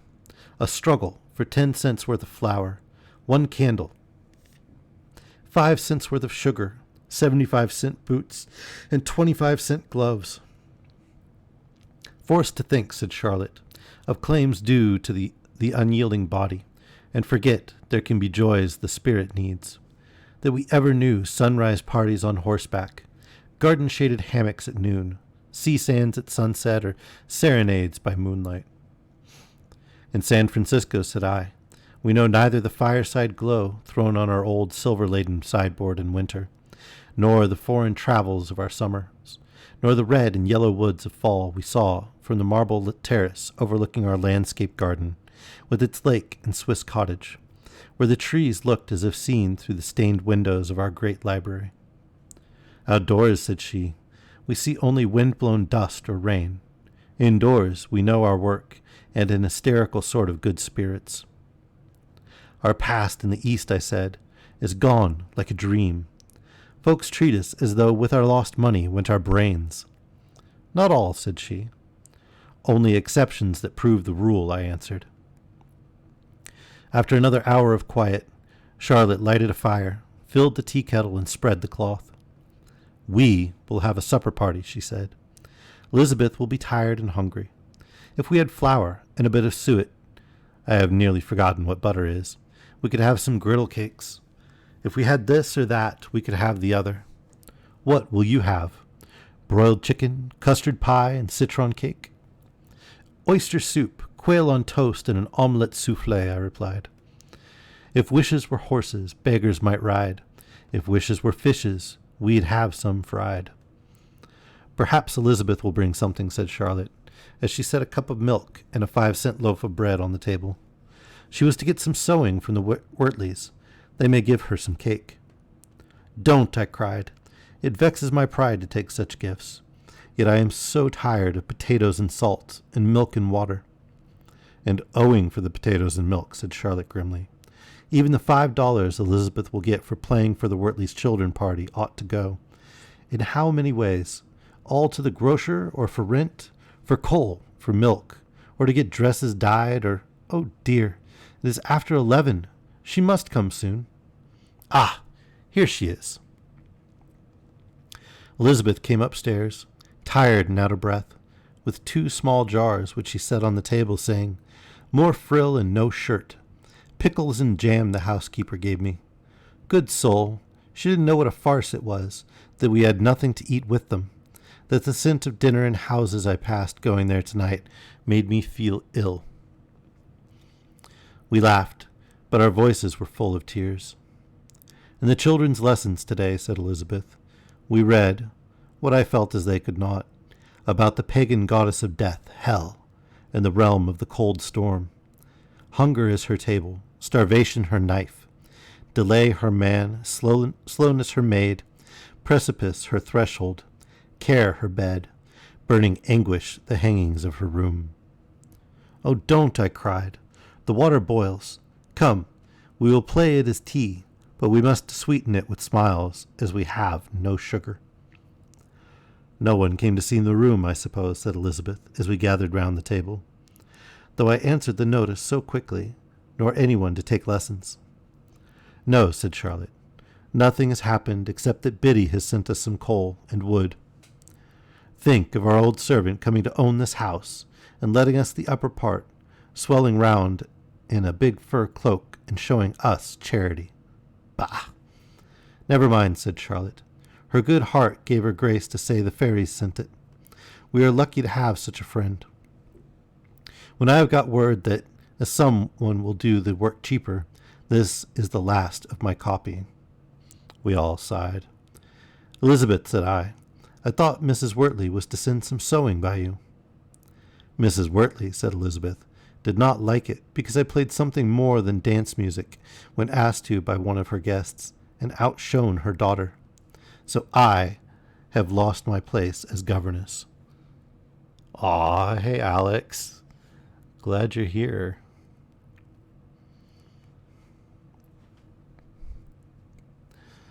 All right. See, you distracted me, murmuring sweet nothings to me. Charlotte and I groaned. Oh, Charlotte, said Elizabeth, haven't you got some verses to read to us tonight? Charlotte searched her papers and read, Better days. What pathos sounds within the common phrase, On careless tongues they have known better days, as if for them were dimmed the sun's gold rays, the dazzling miracle of winter's snow, the festal pomp of summer's blossom show, were seen by them through veil of somber haze. God help poor souls on whom that burden lays. They walk through narrow, crooked, lonely ways, look on their darkened life in sorrow maze, to care and sorrow and regret fast bound, to toil and moil an endless chain gang round, and almost view the past as madman's craze. Rare is the soul that sympathy betrays, as if they lose claim to blame or praise, or from their poverty contagion strays. Chafed raw by rough and seamy side of life, they stagger, wounded, crippled by the strife, and often lost within the novel maze of all the blessings that the soul portrays, when as the heart-sick and world-wearied prays, we shall sometime see heaven's glories blaze. Naught can surpass the certainty of this, that once within that sphere of perfect bliss, our thoughts can never turn to better days. When Charlotte paused, Elizabeth was crying, but I said, "We will have good times. You must not despair. If you do not marry, I will. I do not mean to dress St. Catherine's hair in the next world, as the old saying has it that a maid must." And I chanted the old prayer. "A husband, St. Catherine, a handsome one, St. Catherine, a rich one, St. Catherine, a nice one, St. Catherine, and soon, St. Catherine." "Position before money," said Elizabeth. "Biddy would say love before money," said Charlotte. "No," said I. "Money, money, money. Think of our heartaches and headaches, not only the picturesque of life, but the comforts denied us, all for lack of money. I would marry the devil if he were rich." "Oh, Catherine," they cried. I would, I said, striking my fist on the table. "One might be tempted," said Elizabeth to Charlotte, who nodded. "There could be inducements," said she. "Hey, we finally found somebody who might marry Hastings." The clock struck 12. The house shook and the windows jarred. "Was that a shock of earthquake?" Charlotte asked. "Only a blast of wind," said Elizabeth. "No," I said. "There is someone knocking at the outside door." "It's too late to open it," said Charlotte. "Nonsense," I cried. "Bright moonlight and three of us. Let us all go. If not fate for one of us, we can be the three fates for him." They unwillingly followed me, but at the last moment I shrank, and it was Elizabeth who opened the door. A man, who did not look quite strange to us, stood on the steps. "Pardon me," he said, taking off his hat. "I followed you from Mrs. Wortley's, but did not start in time to overtake you. I heard you say you had a room to let. Can you excuse my coming at this untimely hour, and let me see it?" We looked at each other. It would not do to lose a chance of a lodger. We let him in. A true American, plain, thin, sharp-faced, alert and confident. He wanted to avoid bad smells. He said he left his last quarters on that account. He took the room, paid a month's rent, and said he would come in the morning. When he had gone, we took hands and danced round our table, spread with Duke Humphrey's dinner. "See what Midsummer Eve has brought us," I cried. At that moment the front door blew open.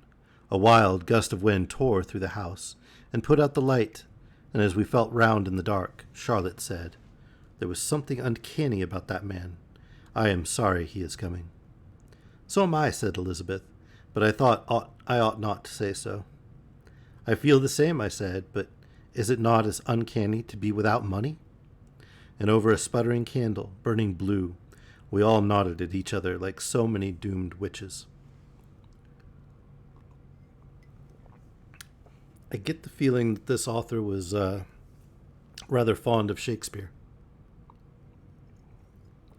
There seem to be quite a few Shakespearean references here. Charlotte's Diary. August 15th. It does not seem now that less than 2 months ago we were in despair. Mr. Orne's taking of the room, and the ease with which he helped us to work more fit for us, have been such relief. I have gone back to my pictures, and Elizabeth to her music. Catherine picked up in the street some money for which no owner could be found, that has paid half our debts. Our handsome, dark, Spanish-looking lodger, who tells me he is a poor, devil-may-care artist, went with me up on our flat roof tonight to see a fine sunset. Strangely far-sighted, more like eagle than man, he saw things out of the range of most people's vision, and told me of ships far at sea. The great cross on Lone Mountain stood out black against scarlet clouds, while above stretched shadowy shapes as of angels. It reminds me, I said, of an ecstasy of St. Francis of Assisi, and a little chapel of Santa Croce in Milan, a cross standing up dark and strong in shade, a figure in friar's robes borne up in the gloom, as if floating on it, his arms lifted to arms of some vision he sees. He gave one of his odd, scornful laughs. What could the vision tell him, he asked. The angels know all, I said. Not everything, he answered. There are 3 things they do not know. What are they? The day of the second advent, men's hearts, and the number of the elect. Then they have no tongues. I thought I must try to reform this straying soul. Don't you remember your Bible, I asked. I know all about Job, Jethro, and Balaam, he answered. They studied sorcery. This view changes like magic, I said. All may be fog, save where the sun rises, a blood-red ball on its image in the bay. The 2, a huge pillar of fire, like sign and portent. Or, Sol rift at noon, a sheet of gold holding the shipping in black outlines. Or sky all blue, the bay looks a brook to be spanned by foot-plank. The city seems of toy houses, the golden gate a mountain-hemmed lake. Or, the city shrunk into a patch of black mist. The bay is a great sheet of quicksilver. Or the city stretches everywhere. Mountains and bays are withdrawn in vague, sad distance. It is like the views one takes in changing moods of the other world. He seemed amused. What do you know of the other world? He asked. As much as anyone. What do you think about it? Said I. Nothing, he replied. Wait till you go there yourself. All that has been fancied about it does not near the truth. People are much surprised when they die. And he laughed low and long, as if all to himself at some secret thought. Angels came in dreams in Bible times, I said. I once had a dream which was a great comfort to me. I thought I asked someone if we were immortal and should meet our friends. He answered, You ought to know by your own spirit. Has your spirit never deceived you? Asked our lodger. Does it not daily tell you wrong, for or against things you would do or think? I sighed to own how often my own thought had duped me. What strange power this man has, like a baleful star, to stir doubt in my heart. But my first distrust of him is gone. Instead, he seems more like someone dear to me of old. By a fine sympathy he often seems to know before I speak what I am about to say, as if he reads my mind. If evil, there is also good, I began. He frowned. There is too much light, he cried, and we came indoors. As I went down the stairs, I looked back, saw his swarthy face in the fiery glow of the sunset, and saw for an instant a wonderful model for a picture of the Prince of Darkness. Elizabeth's Diary, August 30th. Our lodger, who proves a thorough musician, though he tells me he is heir to a proud foreign title, seems like an old friend, now I am used to his odd blonde beauty. He took me tonight to hear Faust. It was brought out with more care than often given. The voices sweet and well trained, the acting good, but Mr. Orne was restless, and laughed at it all, and it had not so vivid a charm for me as before, though I shuddered at the weird warnings that in the overture, with mystic awe, hint all the tragic love tale. Where, I asked him, has the music fled when the instrument is broken? It seems like a soul. You do not know, he answered, of any hereafter for your own soul. No, said I, but neither do we know all the hidden chances for bliss or woe in our lives. That we do not know does not make them less there. Swayed by this music, he said, you are not the same person who left home. Self thus made and unmade each moment, one is but a drift of atoms, unlikely to meet again. Is it chance, or are we clockwork, I said, as the opera went on, and I was filled with a sense of the folly of striving against fate. Or are we ruled by unearthly powers, as these instruments are played upon, and forced to yield certain strains? That is not for you to know, he said. Perhaps, said I. Vibrations from angels' choirs jar us like the atoms of Chladni into our places. Then an infernal chorus, said he, may cause the discord of awful crimes? Yes, I said, a spell from hell. What can the real Mephisto think of this stage copy? It is as if a wild bloom tried to be a hothouse flower, he said. How would you like a crude mockery of yourself? As we sat there, I could almost fancy in him a queer, flitting likeness to the Mephistopheles before us, like an image in a brook, shaken and changed by speaking to him. While the music stirred me as wind blows a leaf, I saw so many unmoved faces in the crowd that I asked him, why does the effect of music vary on different persons? Because, said he, in music the unearthly touches the human. Some have no soul, no vital spark to move, like Tyndall's sensitive flame which shrinks at a hiss, thrills at a jar, and leaps at a waltz. Music seems to me, I said, as if we heard a spirit trying to take bodily shape, but failing. Like that Mephisto there, he said, and after we reached home he still scoffed at that singer's make-up and acting. Why, even his laugh, said he, had not the true ring. This is the way he should have looked and laughed, and he donned my cloak, with its tasseled hood above his head in grotesque shape, and gave a wild laugh, which sent cold chills over us, and made Biddy, passing along the hall, stop and cross herself. You have frightened Biddy, I said. Oh no, he said, it is her own soul that scares her. Then he brought his violin, and played Tarantini's Dream for a good night. To make you dream, he told us. How strange it is, I said, that dreams, else forgotten, sometimes come back to us at the sound of music. If they could only be brought again and finished, said Catherine, you might read the letter which lately came to you, Charlotte. What was that? He asked, with keen interest. Charlotte read to him her verses. Unknown. To me, what could that note reveal, which glimmered through my dream? Large, white, with an unbroken seal, from whom 'twas sent no gleam. Like planets' wheel our dreams conceal, strange hints of life's hid scheme. Was it from friend and distant star, or one on earth in sleep, or that twin soul whose path lies far from waking glances sweep, or sent to mar all joys that are where dreamland shadows creep?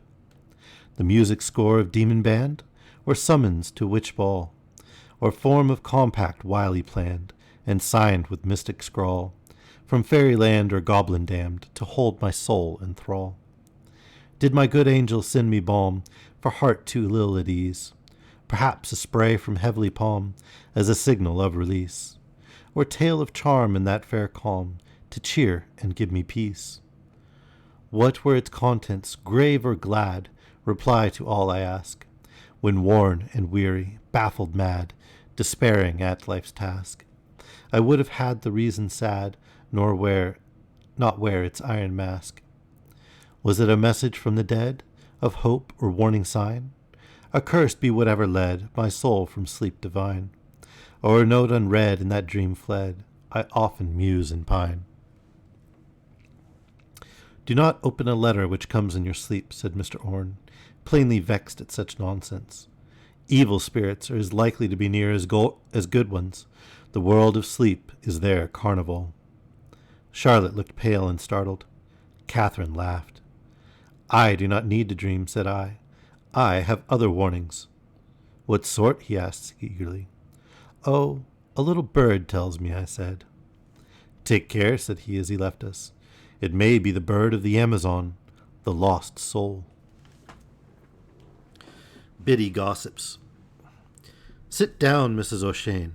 I can talk in iron too. Do you mind the gentleman who went out as you came in?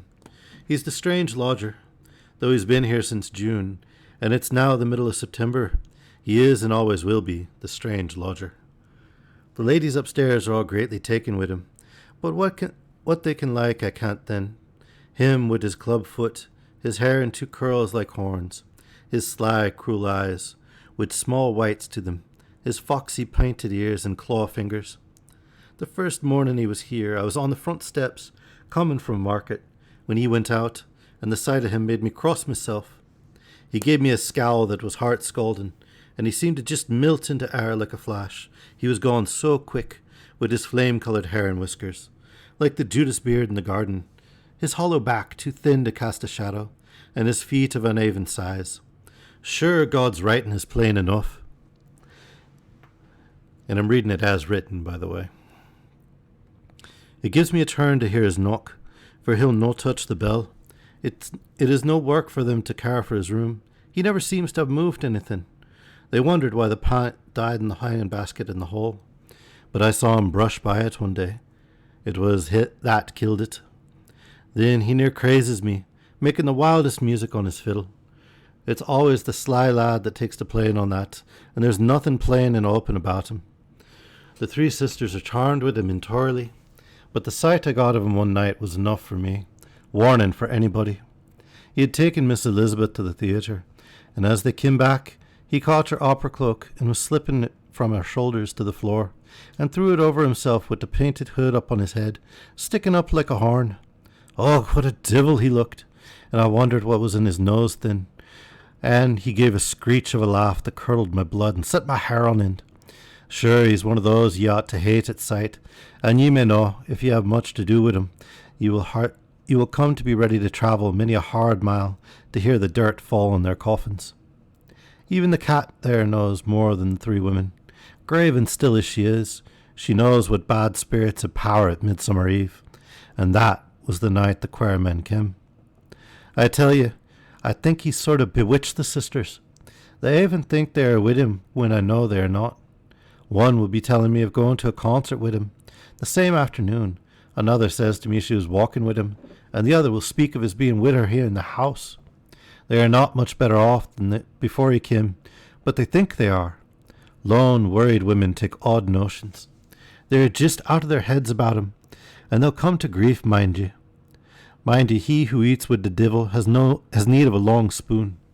Perhaps they think it's in love they are, but it's not love. It's not the feeling I had for Patrick, which made me not care whether he had cabin and pig or not. Don't mind me. I have to wipe away the tears when I think of him, though his grave is far away as Ireland, and 25 years can make it. But when ye have known the real thing, ye can tell what is sham. No, they are thinking of what they'll get, not of the man. Must ye go? Wait till I open the door for you. Stay. Do you see that tall figure, a little lame, skulking up the street in the moonlight? Cape on the other side of the way, and count your beads as you go, and don't look at him, for he has the evil eye. Run now, for he always moves so quick.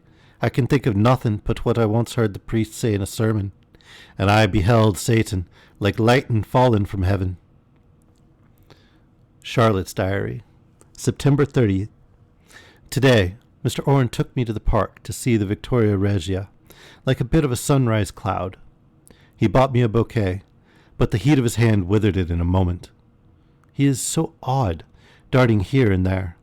I was speaking of the flower of the Holy Ghost, thinking he was by me, but suddenly found him distant the whole length of the greenhouse.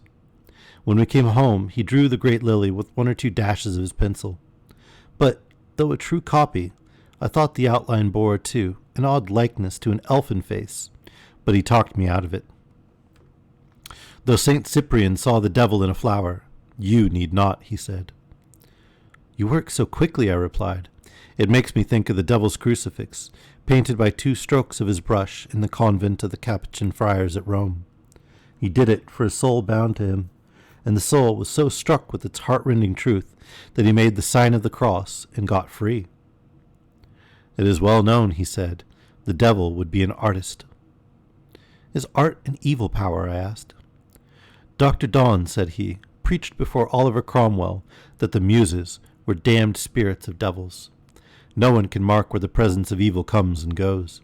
It may be very near, and do not know it. I tried to work on his portrait, but in vain. He changes so much with his moods, and the fire of his eyes is not to be copied. The girls want to see it, but I keep it screened. Today, he was very restless, told me secrets of color thought to have been lost for ages, tossed over my portfolios of sketches and rhymes with mingled praise and blame. He found and read to me. Unfulfilled. The night was dark and wet in long gone age, when Genevieve to mass with maidens went, the gleaming torches carried by a page.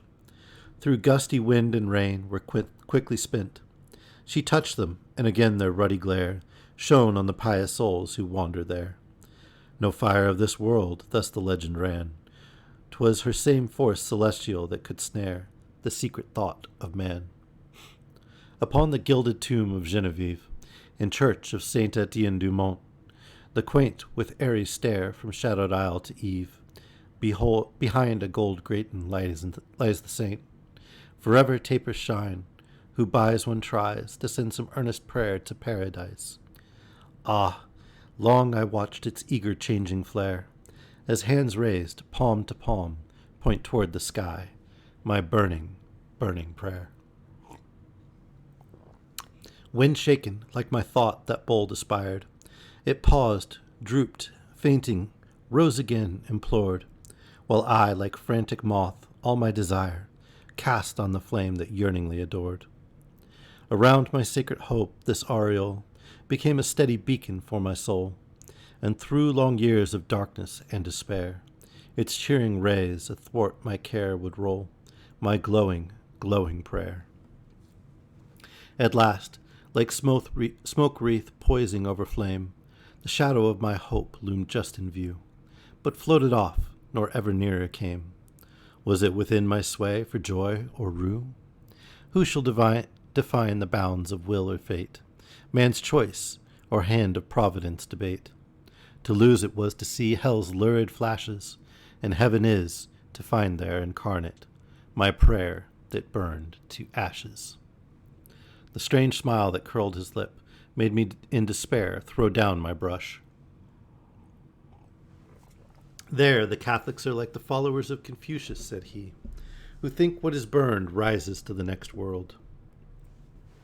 Do you recall the devil of human size on the outer gallery of Notre Dame in Paris? Do you think he watches the smoke of the city to know what people want?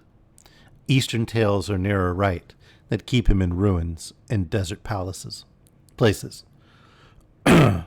Like the mines he wrecks or lays waste. He flashed upon me a glance of keen question, then bent again over the sketchbook. He found a photograph of my favorite, Paolo and Francesca, falling forever and ever, murky shadows reaching from below to engulf them, the light of lost paradise streaming from above, a troop of filmy forms in the background watching. Is it not the worst of all for each that they must both go? I asked. Would not their parting be worse? Said he. No, that is not hell. With his swift pencil he sketched some woeful figures looking back, one who sees his bosom friend forget him, one who knows his foe pleased at his death, one who finds his secrets come to the gaze of the world, one who learns that the woman for love of whom he died loves and regrets him. Hell, he said, is to keep the same passions without the human frame in which to show them, to be in your old haunts and see things going against your wishes with no power to hinder. No dropping through bottomless pit, no raging flame could be worse. What would you choose for heaven? To look back, I said, and see at least one of my pictures live on. I would give my soul for that. He clasped my hand as if to close a compact, and, as the other arm went round my waist, he said, but your own image, mirrored in the soul that loves you, may be more lasting. I felt his fiery kiss upon my mouth. Bewildered, I could have believed that over his shoulder I saw the figures in his sketches beginning to dance and jeer at me. I shrank back. At that moment, Catherine and Elizabeth burst in where we were, like jealous sisters in a fairy tale. Catherine's diary. October 15th. I went with Mr. Orne to a ball last night.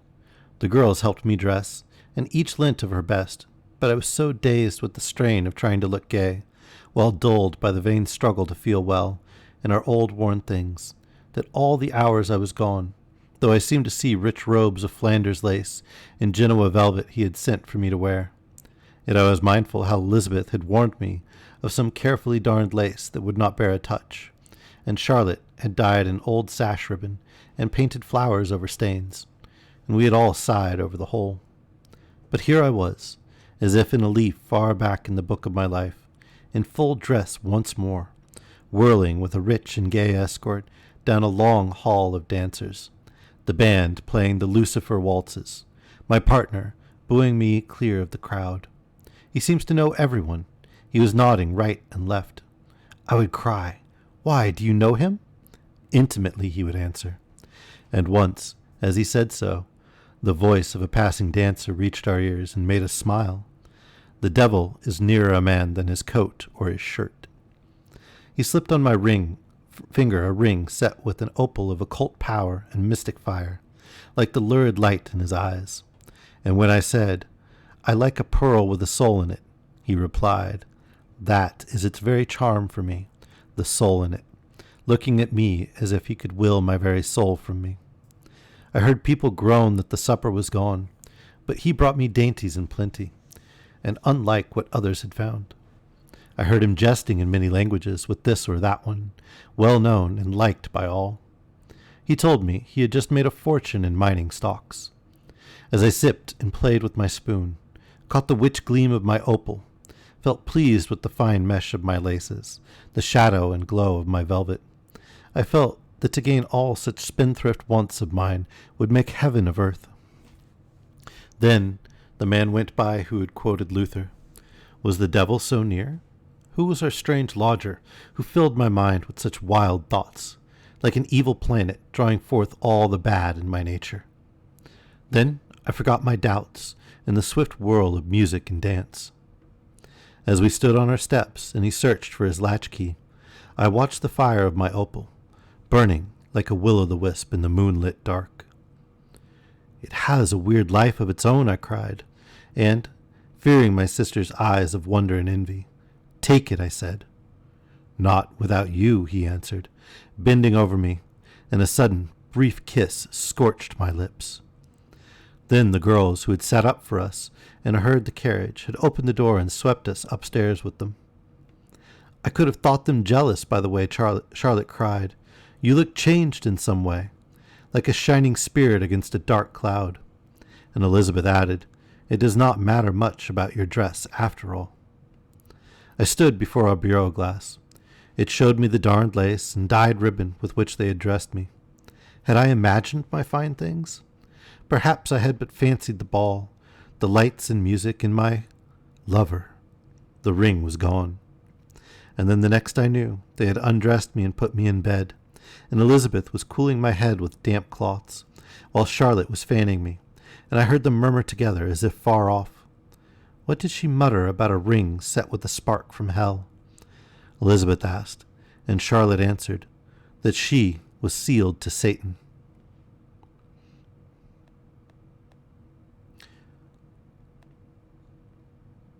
All right, not too much longer, I don't know. We're going to have to finish this one later, as we've gone over time and there's quite a bit left of it. Is that all right with everyone? Come back and hear some more next time.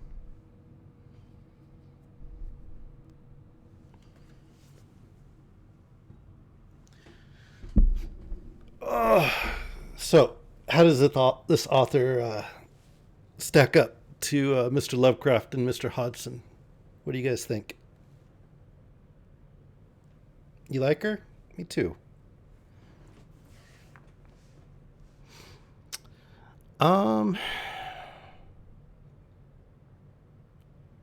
You know, I could finish this particular one tomorrow if you guys would like. I could do that. It's got enough poetry to qualify as our poetry before the book. Well, then I'll just go ahead and do it Friday then. That's fine. That was the initial plan. I was willing to be persuaded otherwise. But yeah, we'll pick it up next Friday and continue with Weird Fiction Friday. I've got a whole list of female authors and other authors who are kind of forgotten, buried by time, that were known in their day, but not really carried forward for us to explore, so that we can get some weird fiction that's not all about Mr. Lovecraft.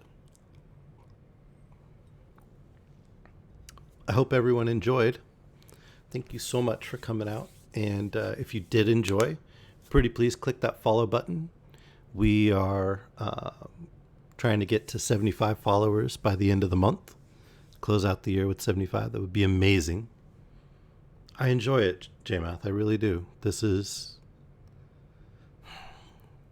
to be honest, with all the things that have gone on this year and I don't do well when I have nothing to do. And because of the disabilities, there's restrictions on what I'm able to do. Many things that I can't, limitations that I didn't have for the greater part of my life. And in order to keep from dwelling on those and to still do something, I've volunteered in my community and taught and other things. But with the pandemic and everything that's gone on this year, I haven't been able to do that. And I was admittedly getting really depressed for a while. And this has changed that. This has been really good for me, and I'm glad it's good for you too. It's given me something to focus on and do, and a way to still give to the community, even if I have to build that community myself. But I'm glad to be here, and I'm glad to be here with all of you. So thank you for this opportunity, everyone. I really do appreciate it. Do click that follow button, help us get to the goal. Come hang out with us in the Discord and chat with us. We do some gaming there pretty regularly too during the week. And you can come play games with us. It's a pretty chill, relaxed group. Good conversation, good people to meet. So I do hope you join and connect, not just with me, but with everybody. And yeah, you can find the older stuff on YouTube. And I am selecting poems and such to read for more short form content that'll be exclusive to the YouTube. So it'll be well worth subscribing and checking it out. Yeah, JMatt's met quite a few people in the Discord and has played some games with us. Vela's been in there too, and Gecko is, she was a bit shy at first, calling you out on that there, Gecko. But she's come in and met a couple of people and seemed to have a good time. So please do come join us. Thank you again, everyone, and let's go find an art stream or something to raid.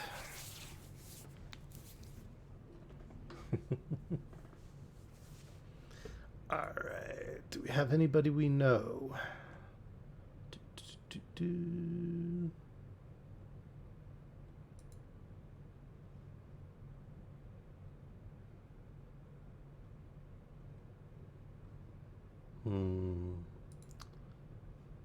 Maybe not that one. Look at the art streams, and if anybody sees a good one, call it out in the chat, and we'll check it out real quick. I'm looking too. We can all hunt together.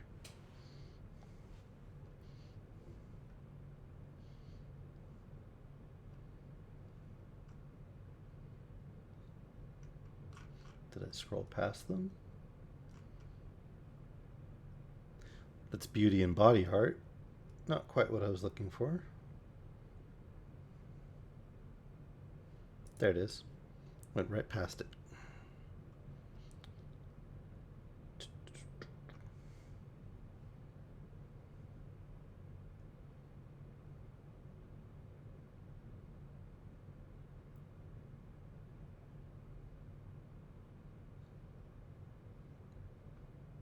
for somebody that's maybe not too big, not too small either, though. We'll go for the Goldilocks streamer, the one that's just right.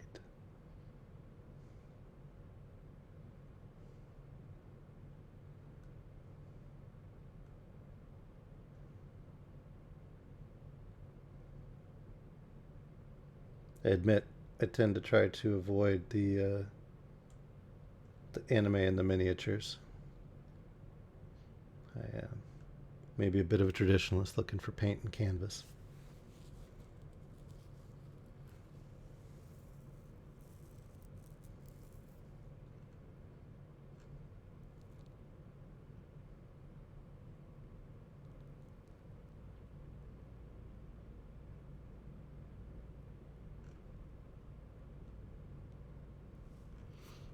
Anybody see anything interesting yet? Nothing's wrong with digital art.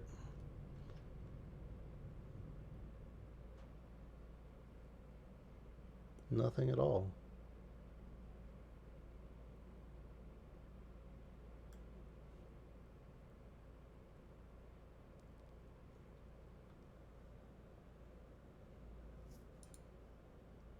What is this one?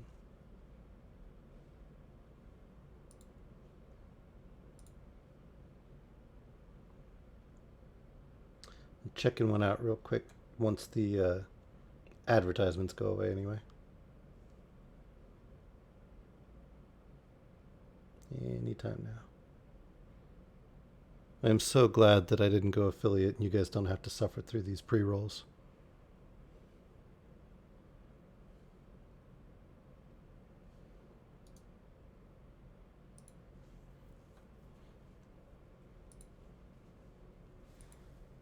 You said Freakmeister?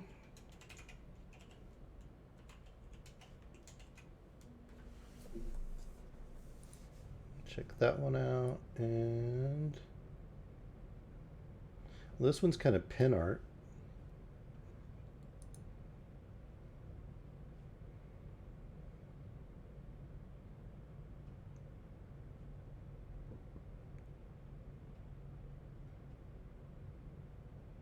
Is it not playing? There we go.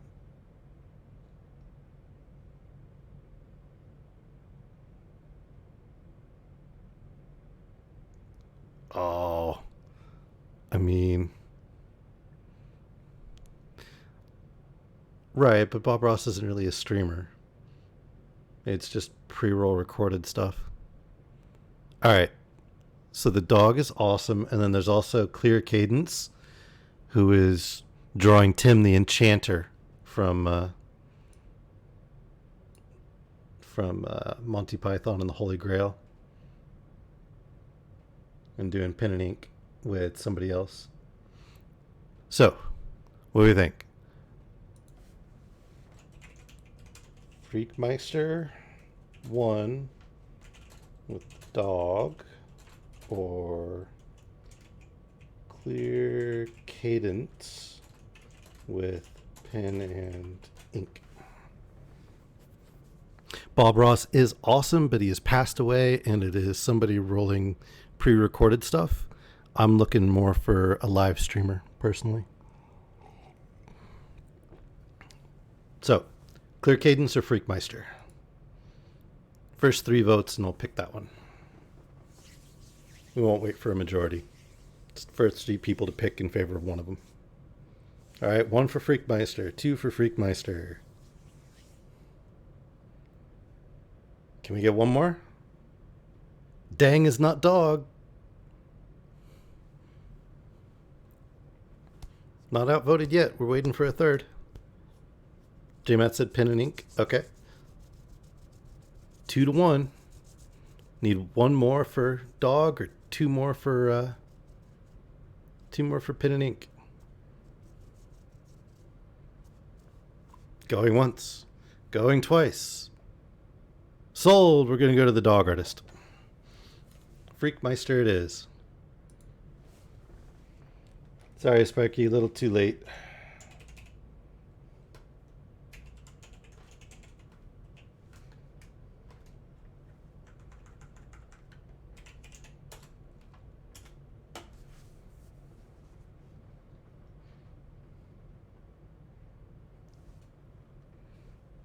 I had already called it, and besides, it only brought it up 2-2.